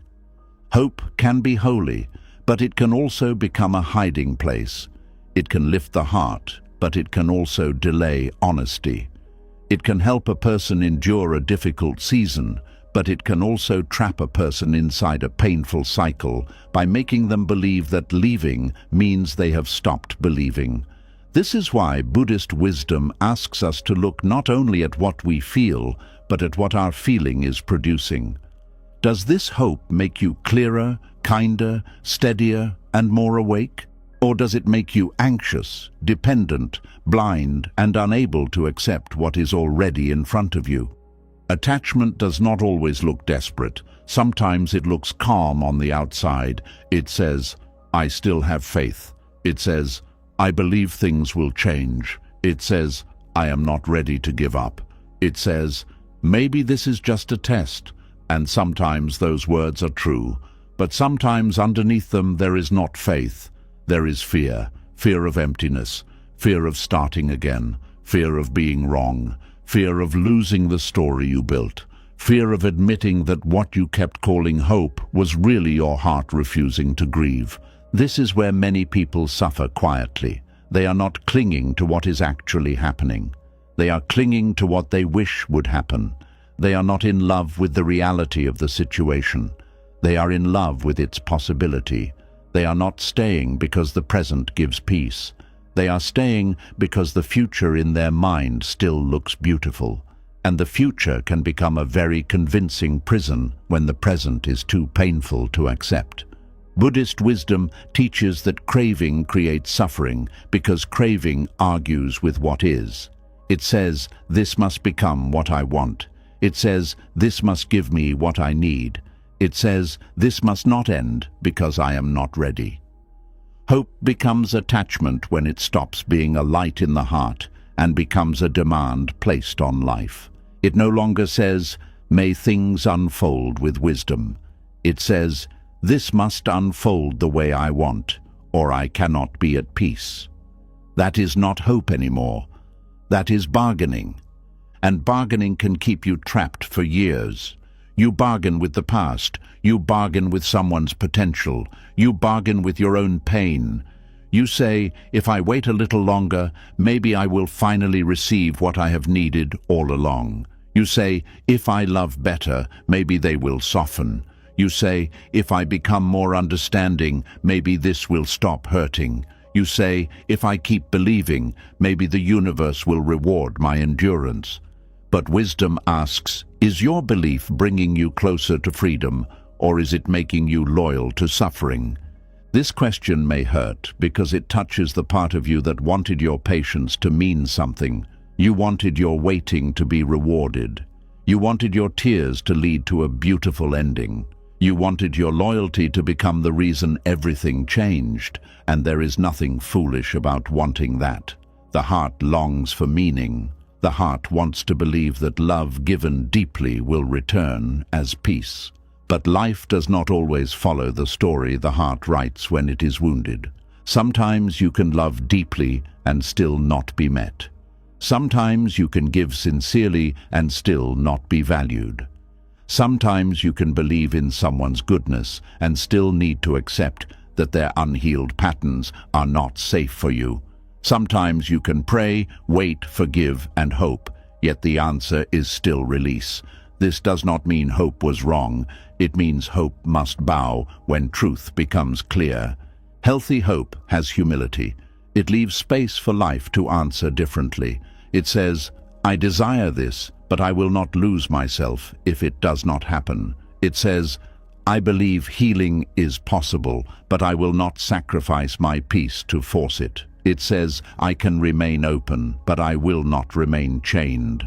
Attachment disguised as hope has no humility. It grips, it insists, it keeps searching for evidence, it ignores the cost, it makes your peace depend on one outcome.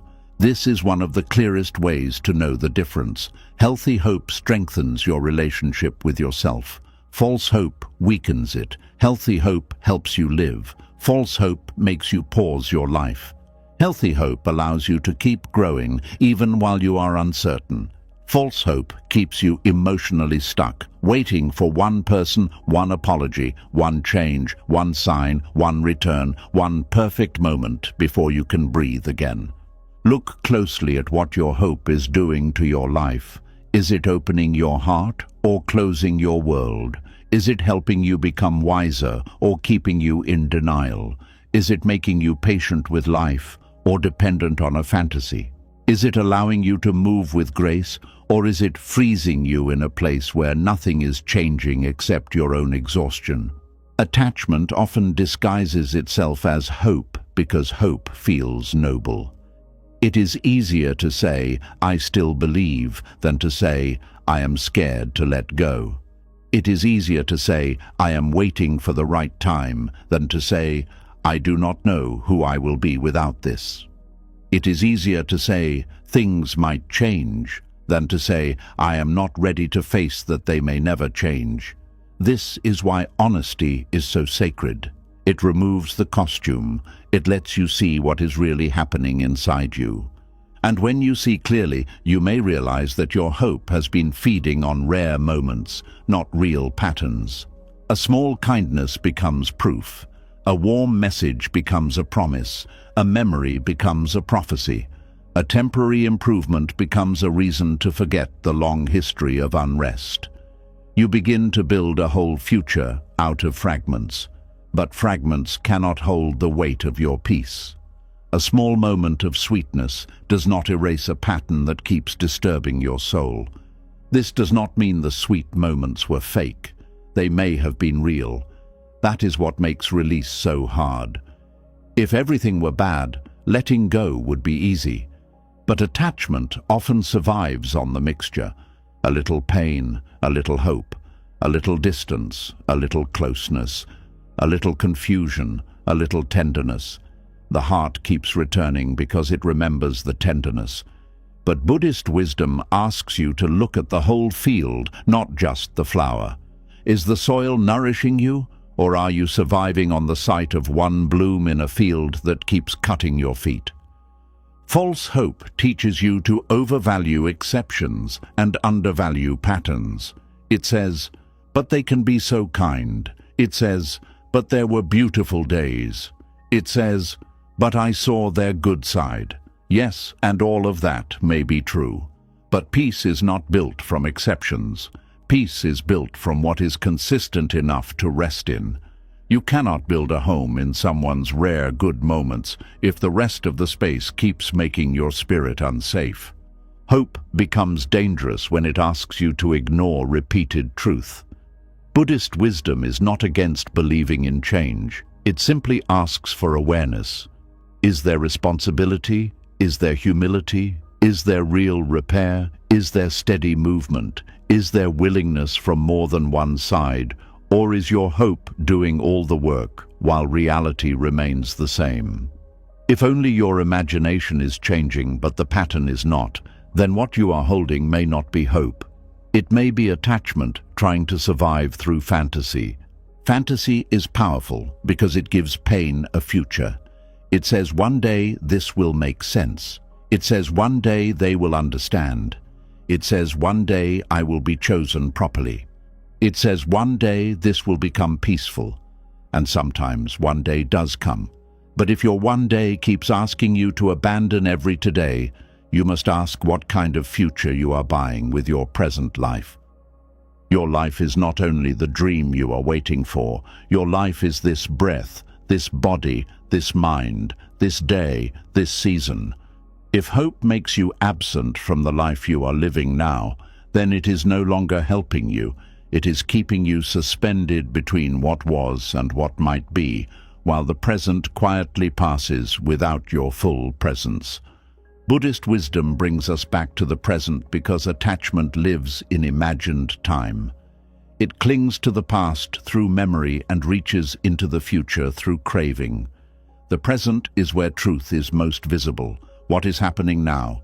How are you being treated now? How does this path feel now?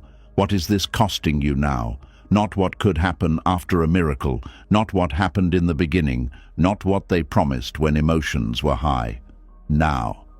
The present moment may not give you the answer your attachment wants, but it gives the answer your peace needs. False hope also feeds on identity.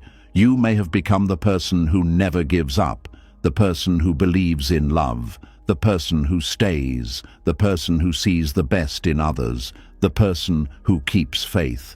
These are beautiful qualities when guided by wisdom, but when they become identity, they can trap you. You may keep holding on, not because holding on is peaceful, but because letting go would challenge the image you have of yourself. You may fear that if you release, you are no longer loyal, no longer spiritual, no longer loving, no longer strong. But strength is not measured by how long you can hold what is burning you. Loyalty is not proven by how much of yourself you lose. Love is not made pure by suffering. And spirituality is not the refusal to accept an ending. Sometimes the most spiritual act is to stop turning your pain into proof of devotion. There is a difference between faith and refusal.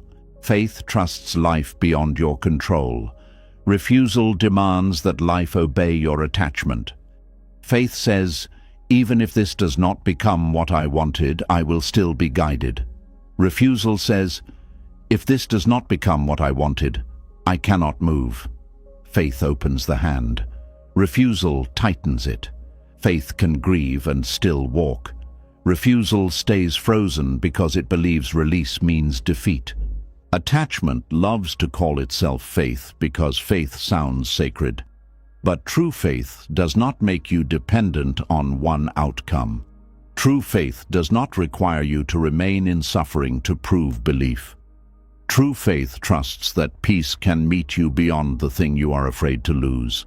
It trusts that your life is larger than one person's choice, one closed door, one failed dream, one ending, one disappointment. Attachment says, "Without this, I have nothing." Faith says, "Even after this, life can still hold me." This is why release is not hopelessness. Many people fear that letting go means they have no hope left, but release can be a deeper form of hope. It means you have stopped hoping for pain to become peace and started hoping for a life where peace is possible. You have stopped hoping someone else will become the source of your freedom and started hoping your own courage will open the way. You have stopped hoping the old thing will change and started making room for what is aligned with who you are becoming. That is not giving up. That is redirecting hope toward truth. There are times when the heart must say, "I no longer hope for this to become what I wanted. I now hope to heal from wanting it so badly." That sentence can break something open. It is not bitterness.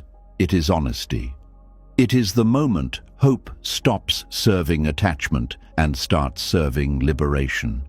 You are no longer feeding the dream that keeps you stuck. You are feeding the awakening that brings you home. Buddhist wisdom teaches that clinging causes suffering because clinging makes the mind narrow. It places all meaning in one thing, one person, one outcome, one apology, one future, one return.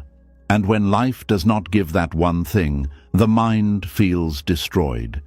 But when awareness expands, you begin to see that no single outcome deserves the power to take your whole peace. You may grieve, yes. You may feel pain, yes. But you are not empty. You are not finished. You are not abandoned by life because one attachment could not become a home.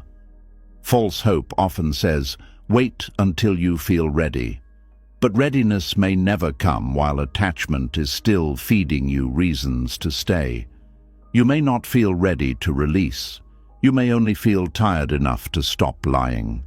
And that can be enough. Sometimes release begins before the heart feels brave. It begins with one honest thought. This hope is hurting me. Not because hope itself is wrong, but because this particular hope has become a chain. When hope becomes a chain, you stop living honestly. You filter everything through the outcome you want. You avoid people who tell you the truth. You get angry at signs that point toward release. You cling to advice that helps you stay. You call your fear intuition. You call your craving destiny. You call your waiting wisdom. But deep down, something in you knows the difference. It knows when hope feels clean and when hope feels like panic dressed in soft clothing. Clean hope has spaciousness. You can breathe inside it. You can still take care of yourself. You can still make wise decisions. You can still accept reality as it unfolds. But anxious hope is tight. It makes you check, compare, analyze, and wait for tiny signs of movement. It makes your mood depend on outside signals. It makes you feel powerful for a moment, then helpless again. It does not give you peace. It gives you temporary relief from the fear of loss. And relief can be addictive. Every small sign of possibility gives the mind another reason to keep holding. But the relief fades, and soon you need another sign, another promise, another moment of attention, another reason to believe. This cycle is not peace. It is emotional dependence on uncertainty. The heart becomes hungry for proof, and hope becomes the food that never truly satisfies. To break this cycle, you must become willing to ask a frightening question. What if nothing changes? Not as a curse, not as negativity, not as punishment, but as clarity. What if the pattern remains? What if the apology never comes? What if the person never becomes ready? What if the dream no longer fits? What if the door stays closed? What if the peace you are waiting for will only come after you stop waiting? This question does not destroy true hope. It destroys illusion. True hope can survive reality. False hope depends on avoiding it. If asking, "What if nothing changes?" makes everything inside you collapse, it may be because your peace was attached to a future that has not arrived. But when you sit with the question long enough, another strength begins to rise. You begin to realize that even if nothing changes outside you, something can change within you. You can stop giving your life to the waiting. You can stop postponing your breath. You can stop making your freedom depend on someone else's awakening. This is where Buddhist wisdom becomes deeply freeing. It does not ask you to control what you cannot control. It asks you to return to what is yours. Your awareness, your conduct, your boundaries, your truth, your compassion, your willingness to release craving, your courage to choose peace even when the outcome you wanted does not come. The moment you return to what is yours, attachment loses some of its power. You may still care. Caring may remain, love may remain, memory may remain, but the grip begins to loosen. You stop demanding that caring must lead to staying. You stop believing that love must equal waiting. You stop confusing compassion with emotional imprisonment. You begin to understand that you can bless what you release. You can wish it well without walking beside it. You can hope for someone's healing without making their healing the condition for your peace. This is a mature hope, a hope without chains, a hope that says, "May they grow, but I do not need to be harmed while waiting for it." A hope that says, "May life unfold beautifully, but I will not keep forcing one closed path." A hope that says, "May what is meant for me meet me in peace, not in constant disturbance." A hope that is no longer attached to controlling the form, but open to receiving truth. The heart may resist this at first. It may say, "But if I stop hoping for this, then everything I gave was for nothing." But that is not true. What you gave taught you something. It showed you your capacity to love. It showed you where your wounds still ask to be healed. It showed you how easily compassion can become self-abandonment when it is not balanced with wisdom. It showed you the difference between desire and peace. It showed you where you must return to yourself. Nothing is wasted when it becomes awareness.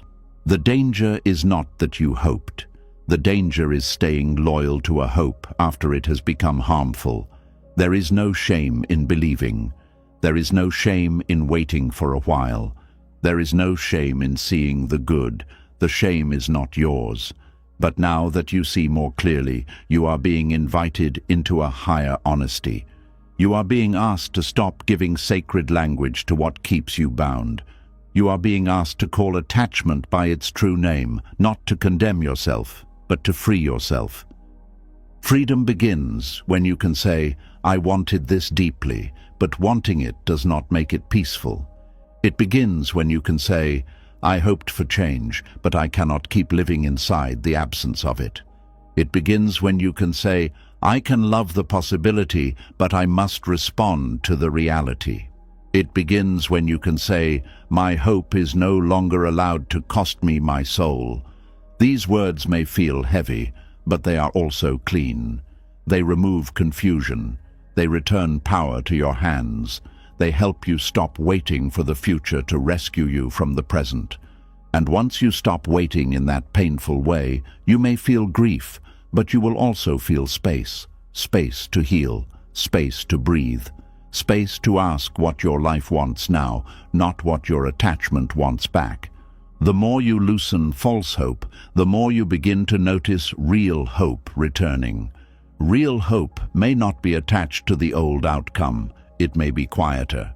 It may look like getting through one day without checking. It may look like choosing rest instead of rumination.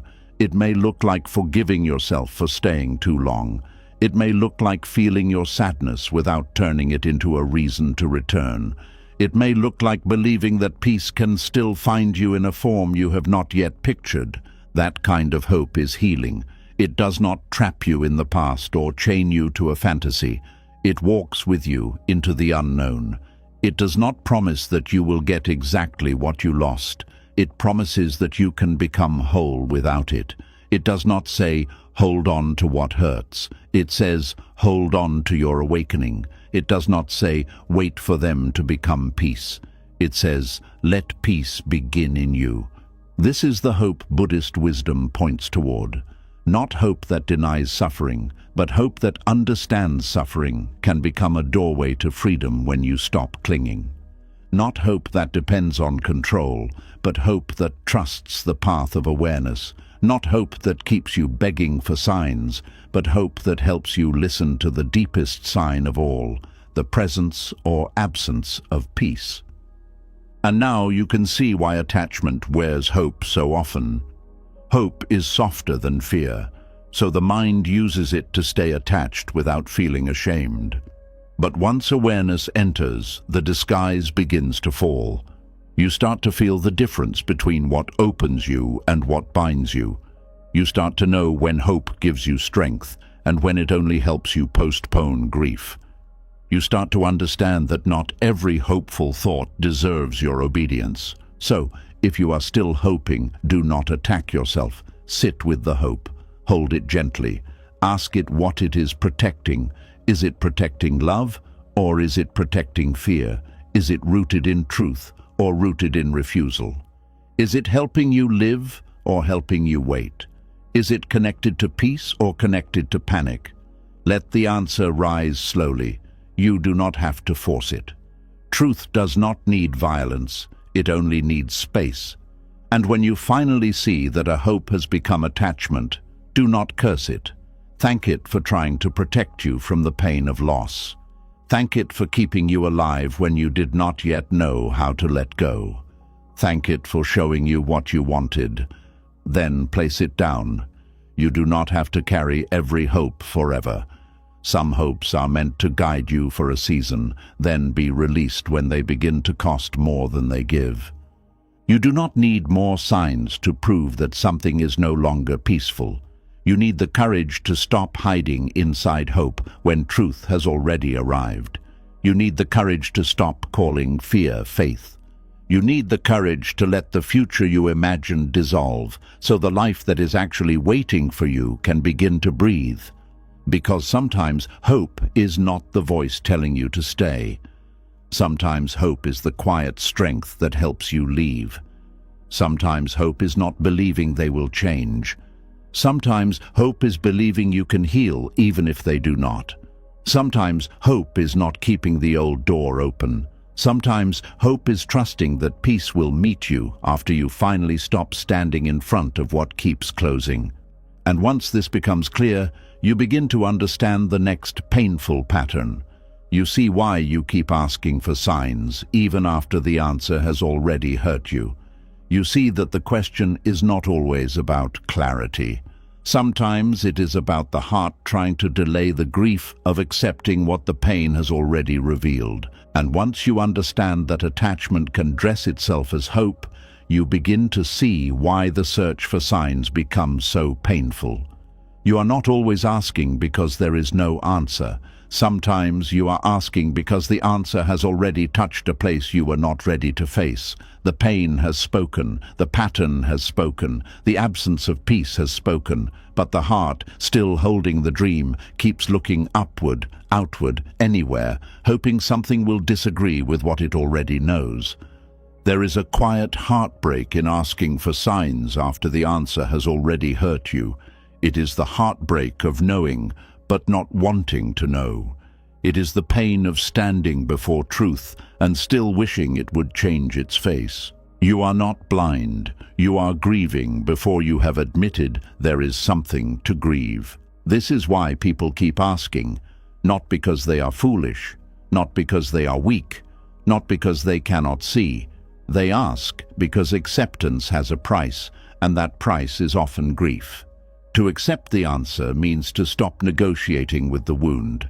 It means to stop waiting for the situation to become gentle enough to justify your patience. It means to stop believing that one more sign will turn pain into peace.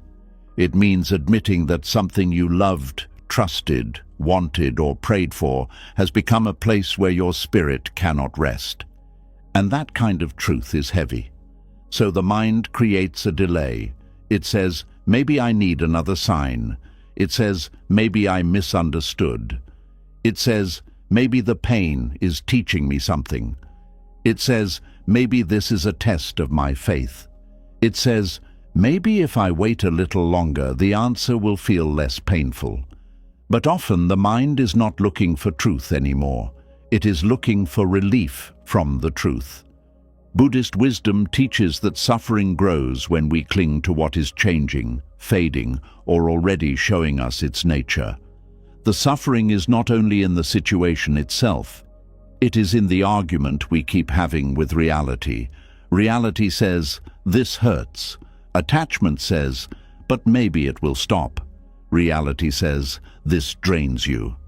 Attachment says, but maybe it has a deeper meaning. Reality says, you are not at peace here. Attachment says, but maybe peace will come after I suffer enough. This inner argument becomes exhausting because part of you is trying to awaken, while another part is trying to keep the dream alive. The answer has already hurt you because deep down you know what it requires. It requires release. It requires a decision. It requires the courage to stop participating in your own confusion. And when an answer demands action, the mind often asks for more signs so it can delay responsibility. As long as you are still searching, you do not have to move. As long as you keep saying, I am waiting for confirmation, you do not have to face the empty space that comes after letting go. But waiting for signs can become a spiritual-looking form of avoidance. You may call it patience, you may call it surrender, you may call it faith. But if it keeps you returning to the same pain, it may not be wisdom. True surrender does not keep you trapped in what is harming your peace. True surrender opens your hands. It says, I do not need to force the answer to become what I prefer. Avoidance keeps checking the same wound and hoping it will become a doorway. There is a reason the heart asks again and again. Pain is not always enough to make a person leave because pain can become familiar. Familiar pain can feel safer than unfamiliar freedom. You know the rhythm of the old suffering. You know when the silence comes. You know when the apology arrives. You know how long the hope usually lasts before disappointment returns. You know how to survive it. But freedom is unknown. Freedom asks you to become someone who no longer organizes their life around waiting. That unknown can feel more frightening than the pain you already understand. So you ask for signs because signs feel like protection. If a sign tells you to stay, you can avoid the grief of leaving. If a sign tells you to leave, you can avoid the guilt of choosing yourself. You want the universe, another person, a dream, a coincidence, or a dramatic event to make the decision so clear that you do not feel responsible for it. But wisdom does not always remove responsibility. Sometimes wisdom asks you to stand inside your knowing and choose. This is difficult because many people were never taught to trust their own inner clarity. They were taught to doubt themselves, explain themselves, soften their truth, and wait until pain became visible enough for others to approve of their decision. So when peace leaves, they do not trust that as enough. When their body tightens, they do not trust that as enough. When their joy fades, they do not trust that as enough. They keep asking for something louder because they were taught that their quiet suffering does not count. But your suffering does not need to become dramatic before it becomes valid. Your peace does not need witnesses before it matters. Your exhaustion does not need to be explained perfectly before it deserves compassion. Sometimes the sign is simply that you have become tired of being the only one trying to make peace happen. Sometimes the sign is that you keep needing signs at all, Because what truly nourishes the soul does not usually require constant spiritual investigation to know whether it is harming you. When something is deeply misaligned, the mind often becomes noisy. It keeps analyzing. It keeps replaying. It keeps asking friends, searching for messages, studying small details, trying to make sense of what the body already feels. This mental noise is not always wisdom. Sometimes it is the sound of the mind trying to escape one clear truth. The more the answer hurts, the more questions the mind creates around it. Buddhist mindfulness helps you see this without judgment. It teaches you to watch the mind instead of obeying every thought it produces. A thought comes, maybe I should wait. Another thought comes, maybe this pain means it matters. Another comes, maybe the next sign will be different. Instead of immediately following them, you pause, you breathe, you ask, is this thought bringing me closer to peace, or is it helping me delay grief? That single question can reveal so much. Many people think the mind wants truth, but often the mind wants comfort. Truth may comfort you eventually, but first it may take away what you are using to avoid pain. It may take away the fantasy. It may take away the excuse. It may take away the belief that one more chance will change everything. It may take away the identity of being the one who never gives up. And because the mind senses that truth will remove these things, it keeps asking for more information. But sometimes more information only makes attachment stronger. You do not always need another conversation. You do not always need another explanation. You do not always need another emotional scene. You do not always need to hear the same promise in a different voice. You may think more information will bring peace, but if the pattern has already revealed itself, more information may only give your attachment new material to work with. The heart says, but what if this time is different? And yes, life can change, people can change, situations can improve, healing is possible. But wisdom asks for more than possibility. It asks for reality. Is there steady change or only emotional moments? Is there real accountability or only words that appear when you are finally tired? Is there peace after the conversation or only a short calm before the same confusion returns? Is your hope supported by truth, or is it surviving on your fear of letting go? The answer that has hurt you may not be a single event. It may be a pattern. And patterns are painful because they remove the comfort of seeing pain as an accident. Once something happens again and again, the soul begins to understand. This is not confusion. This is information. This is not a misunderstanding. This is a rhythm. This is not one bad day. This is a structure that keeps producing the same suffering. And when you see a pattern clearly, asking for signs can become a way of pretending the pattern has not already spoken. A pattern is one of the clearest signs life gives, not because it is loud, but because it repeats. It says, look again. It says, this is what happens here. It says, do not build your peace on exceptions. But attachment dislikes patterns because patterns are hard to romanticize. It is easier to hold on to a rare, beautiful moment than to accept a repeated, painful truth. It is easier to remember the day they were gentle than to admit how often they are not. It is easier to hold one promise close than to measure the distance between the promise and the practice. Buddhist wisdom asks us to see things as they are, not as craving wants them to be.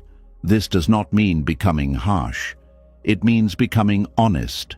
If something has shown you its nature repeatedly, compassion does not require you to stay available to it. You can understand why someone is the way they are. You can wish healing for them. You can pray for their peace. But you do not have to keep placing your heart under the same falling stone and call it hope. The reason you keep asking after the answer hurts is often because you are trying to make the release painless. You want a sign that removes grief. You want clarity so complete that you feel no sadness. You want proof so strong that you never miss what you leave.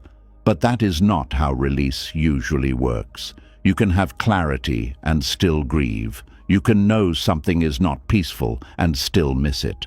You can choose yourself and still cry. The presence of pain does not always mean the answer is wrong. Sometimes it means the attachment is being loosened. This is a very important truth. Many people return because release hurts. They think, if letting go hurts this much, maybe I should not let go. But pain after release is not always a sign to return. It may be the natural ache of detachment. It may be the body leaving a familiar rhythm. It may be the heart mourning what it wanted the situation to become. It may be the mind adjusting to a life where it no longer has to chase signs. That pain needs compassion, not reversal. When you keep asking for signs, you may also be asking the pain to become meaningful enough to tolerate. You want to believe it is there for a reason. You want to believe the suffering is building something sacred. And sometimes pain does teach. But not all pain is meant to be lived in permanently.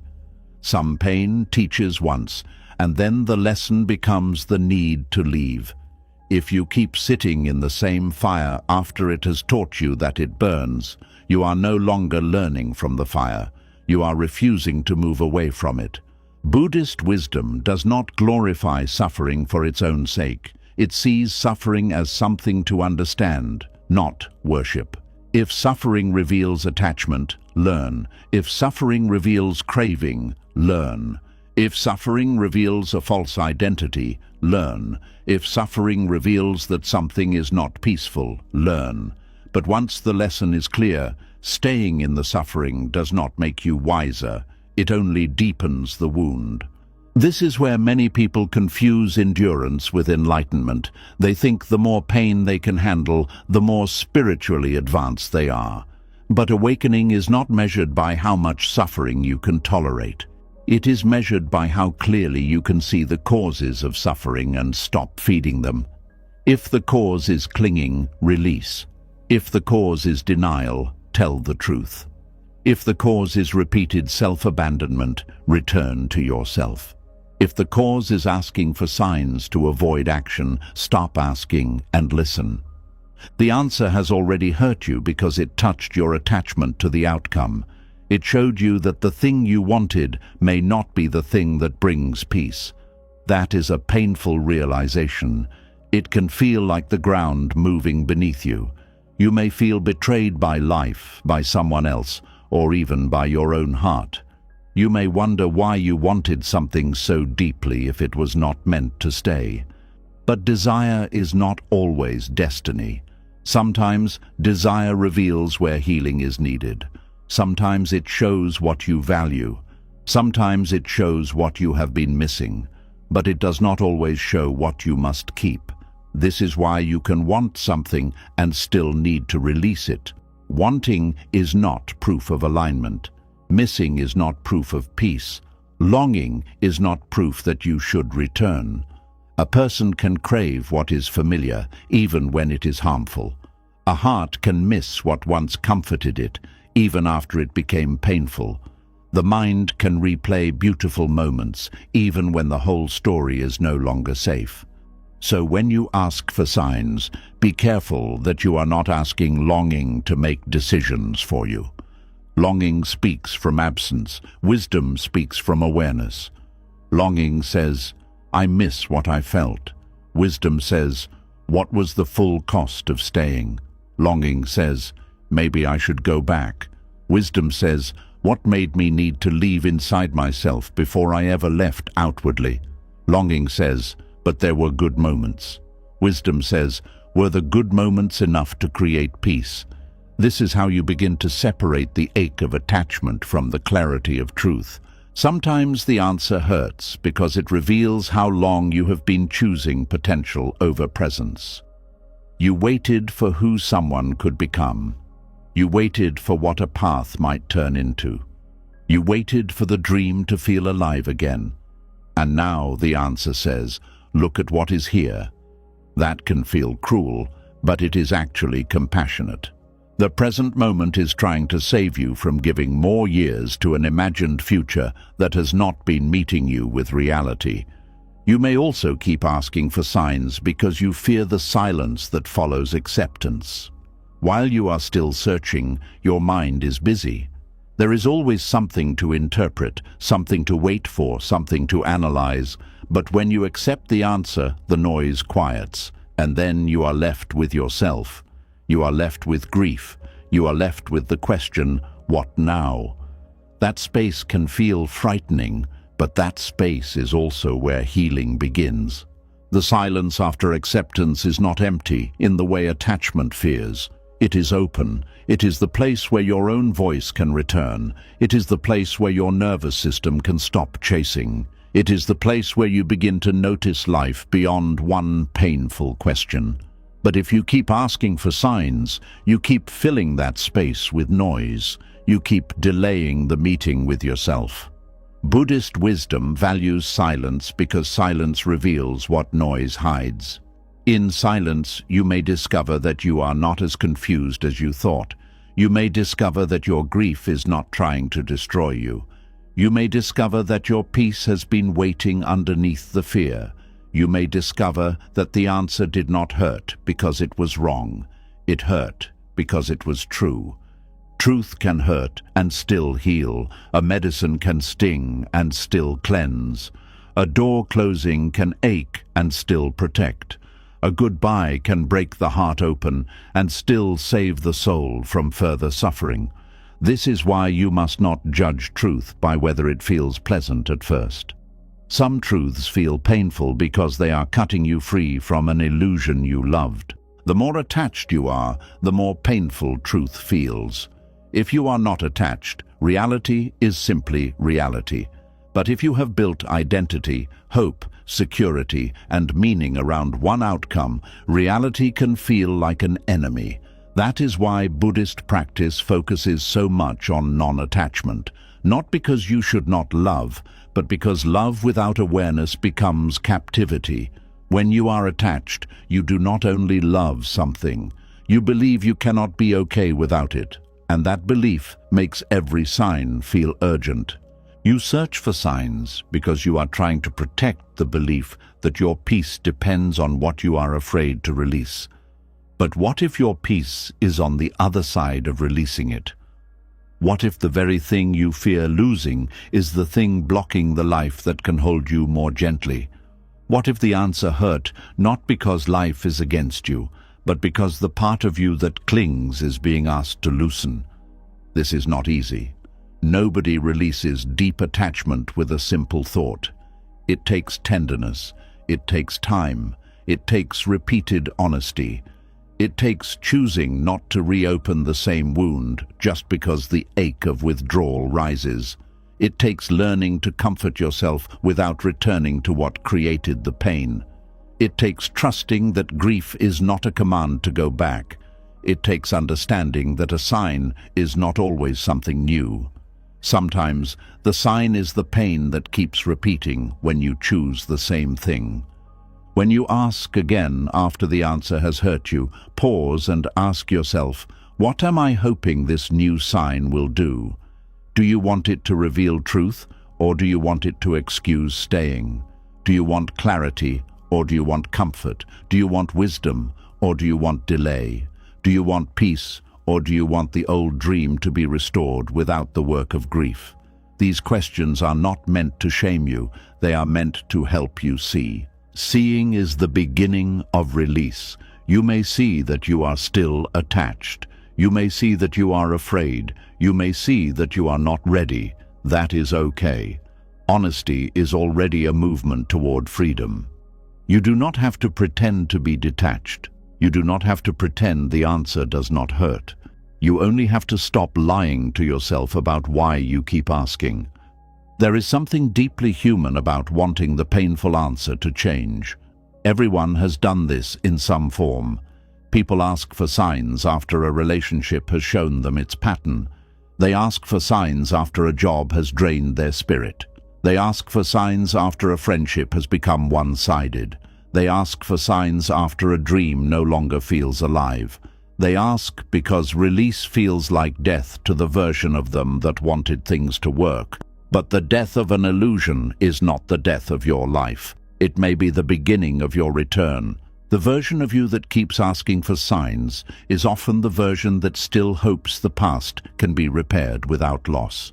Be kind to that version. It is scared. It has loved. It has waited. It has invested. It does not want to feel foolish. It does not want to admit that it stayed too long. It does not want to face the emptiness. But kindness does not mean letting that version keep leading you back into suffering. You can hold it gently and still say, "We cannot keep going back to what keeps hurting us." This is where self-compassion becomes necessary. Without self-compassion, clarity turns into self-attack. You may start asking, why did I not see it sooner?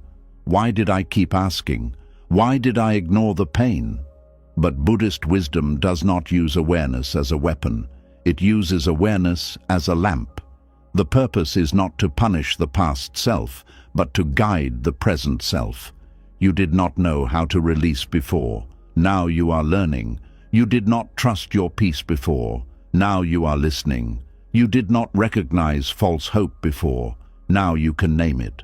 The answer may have hurt you, but it also offered you a doorway. It showed you where attachment still had power. It showed you where fear was hiding behind hope. It showed you where you were waiting for permission. It showed you where your peace had been ignored. And if you receive it with awareness, even a painful answer can become a teacher. But the teaching only becomes freedom when you stop asking the same question in different ways. At some point, you must stop asking, "Is this hurting me?" when you already know it is. You must stop asking, "Should I release?" when your peace has already left. You must stop asking, "What does this mean?" when the meaning is that your soul needs care. You must stop asking for signs from the sky while refusing to listen to the life inside your own chest. This does not mean you become rigid. It means you become honest. You can remain open to life without remaining open to harm. You can be flexible without being endlessly available to confusion. You can believe in change without waiting forever in a place that keeps wounding you. You can trust timing without using timing as an excuse to avoid courage. The courage to stop asking is not the courage to know everything. It is the courage to act on enough. Enough pain, enough repetition, enough unrest, enough shrinking, enough nights spent wondering why peace feels so far away. Enough moments where your soul whispered, "This is not it." You may never have total certainty, but you can have enough clarity to stop abandoning yourself. And when you finally stop asking, something surprising happens. The answer becomes quieter, but stronger. You realize it was never hiding. You were just hoping it would be different. You realize your peace was not absent. It was buried under fear. You realize your intuition was not weak. It was ignored. You realized life had been speaking through patterns, through discomfort, through exhaustion, through the relief you felt when you stopped reaching. This realization may bring sadness, but it also brings power, because now you are no longer at the mercy of every sign. You are no longer waiting for external permission. You are no longer asking the same pain to explain itself one more time. You are beginning to stand inside your own awareness, and that is a sacred place to stand. Buddhist wisdom would call this a movement from delusion toward clear seeing. Delusion says, maybe pain will become peace if I keep holding. Clear seeing says, pain has already shown me where I am clinging. Delusion says, I need another sign. Clear seeing says, the pattern is the sign. Delusion says, if I let go, I lose everything. Clear seeing says, if I keep clinging, I lose myself. And losing yourself is the greatest cost, not the loss of the person, not the loss of the dream, not the loss of the outcome. The deeper loss is the slow disappearance of your own inner stability while you wait for what keeps hurting you to become holy. That is why the answer hurts. It is showing you that the path you are on is costing more than you were willing to admit. So let the pain of the answer become a bell, not a cage. Let it wake you, not trap you. Let it show you where your hand is still gripping. Let it guide you back to the breath. Let it teach you to stop searching for a sign that gives permission to betray yourself. Let it teach you that peace is not something you beg from what keeps disturbing you. Peace is something you protect by honoring what truth has already made clear. You do not need another sign after the answer has already hurt you. You need stillness. You need honesty. You need compassion for the part of you that wanted the answer to be different. You need courage to stop turning pain into a question. You need enough love for yourself to say, I may not understand everything, but I understand that I cannot keep losing peace here. And when you can say that, you are already closer to freedom. Not because the grief has disappeared, not because the attachment has vanished, not because the future is clear, but because you have stopped asking pain to keep proving itself.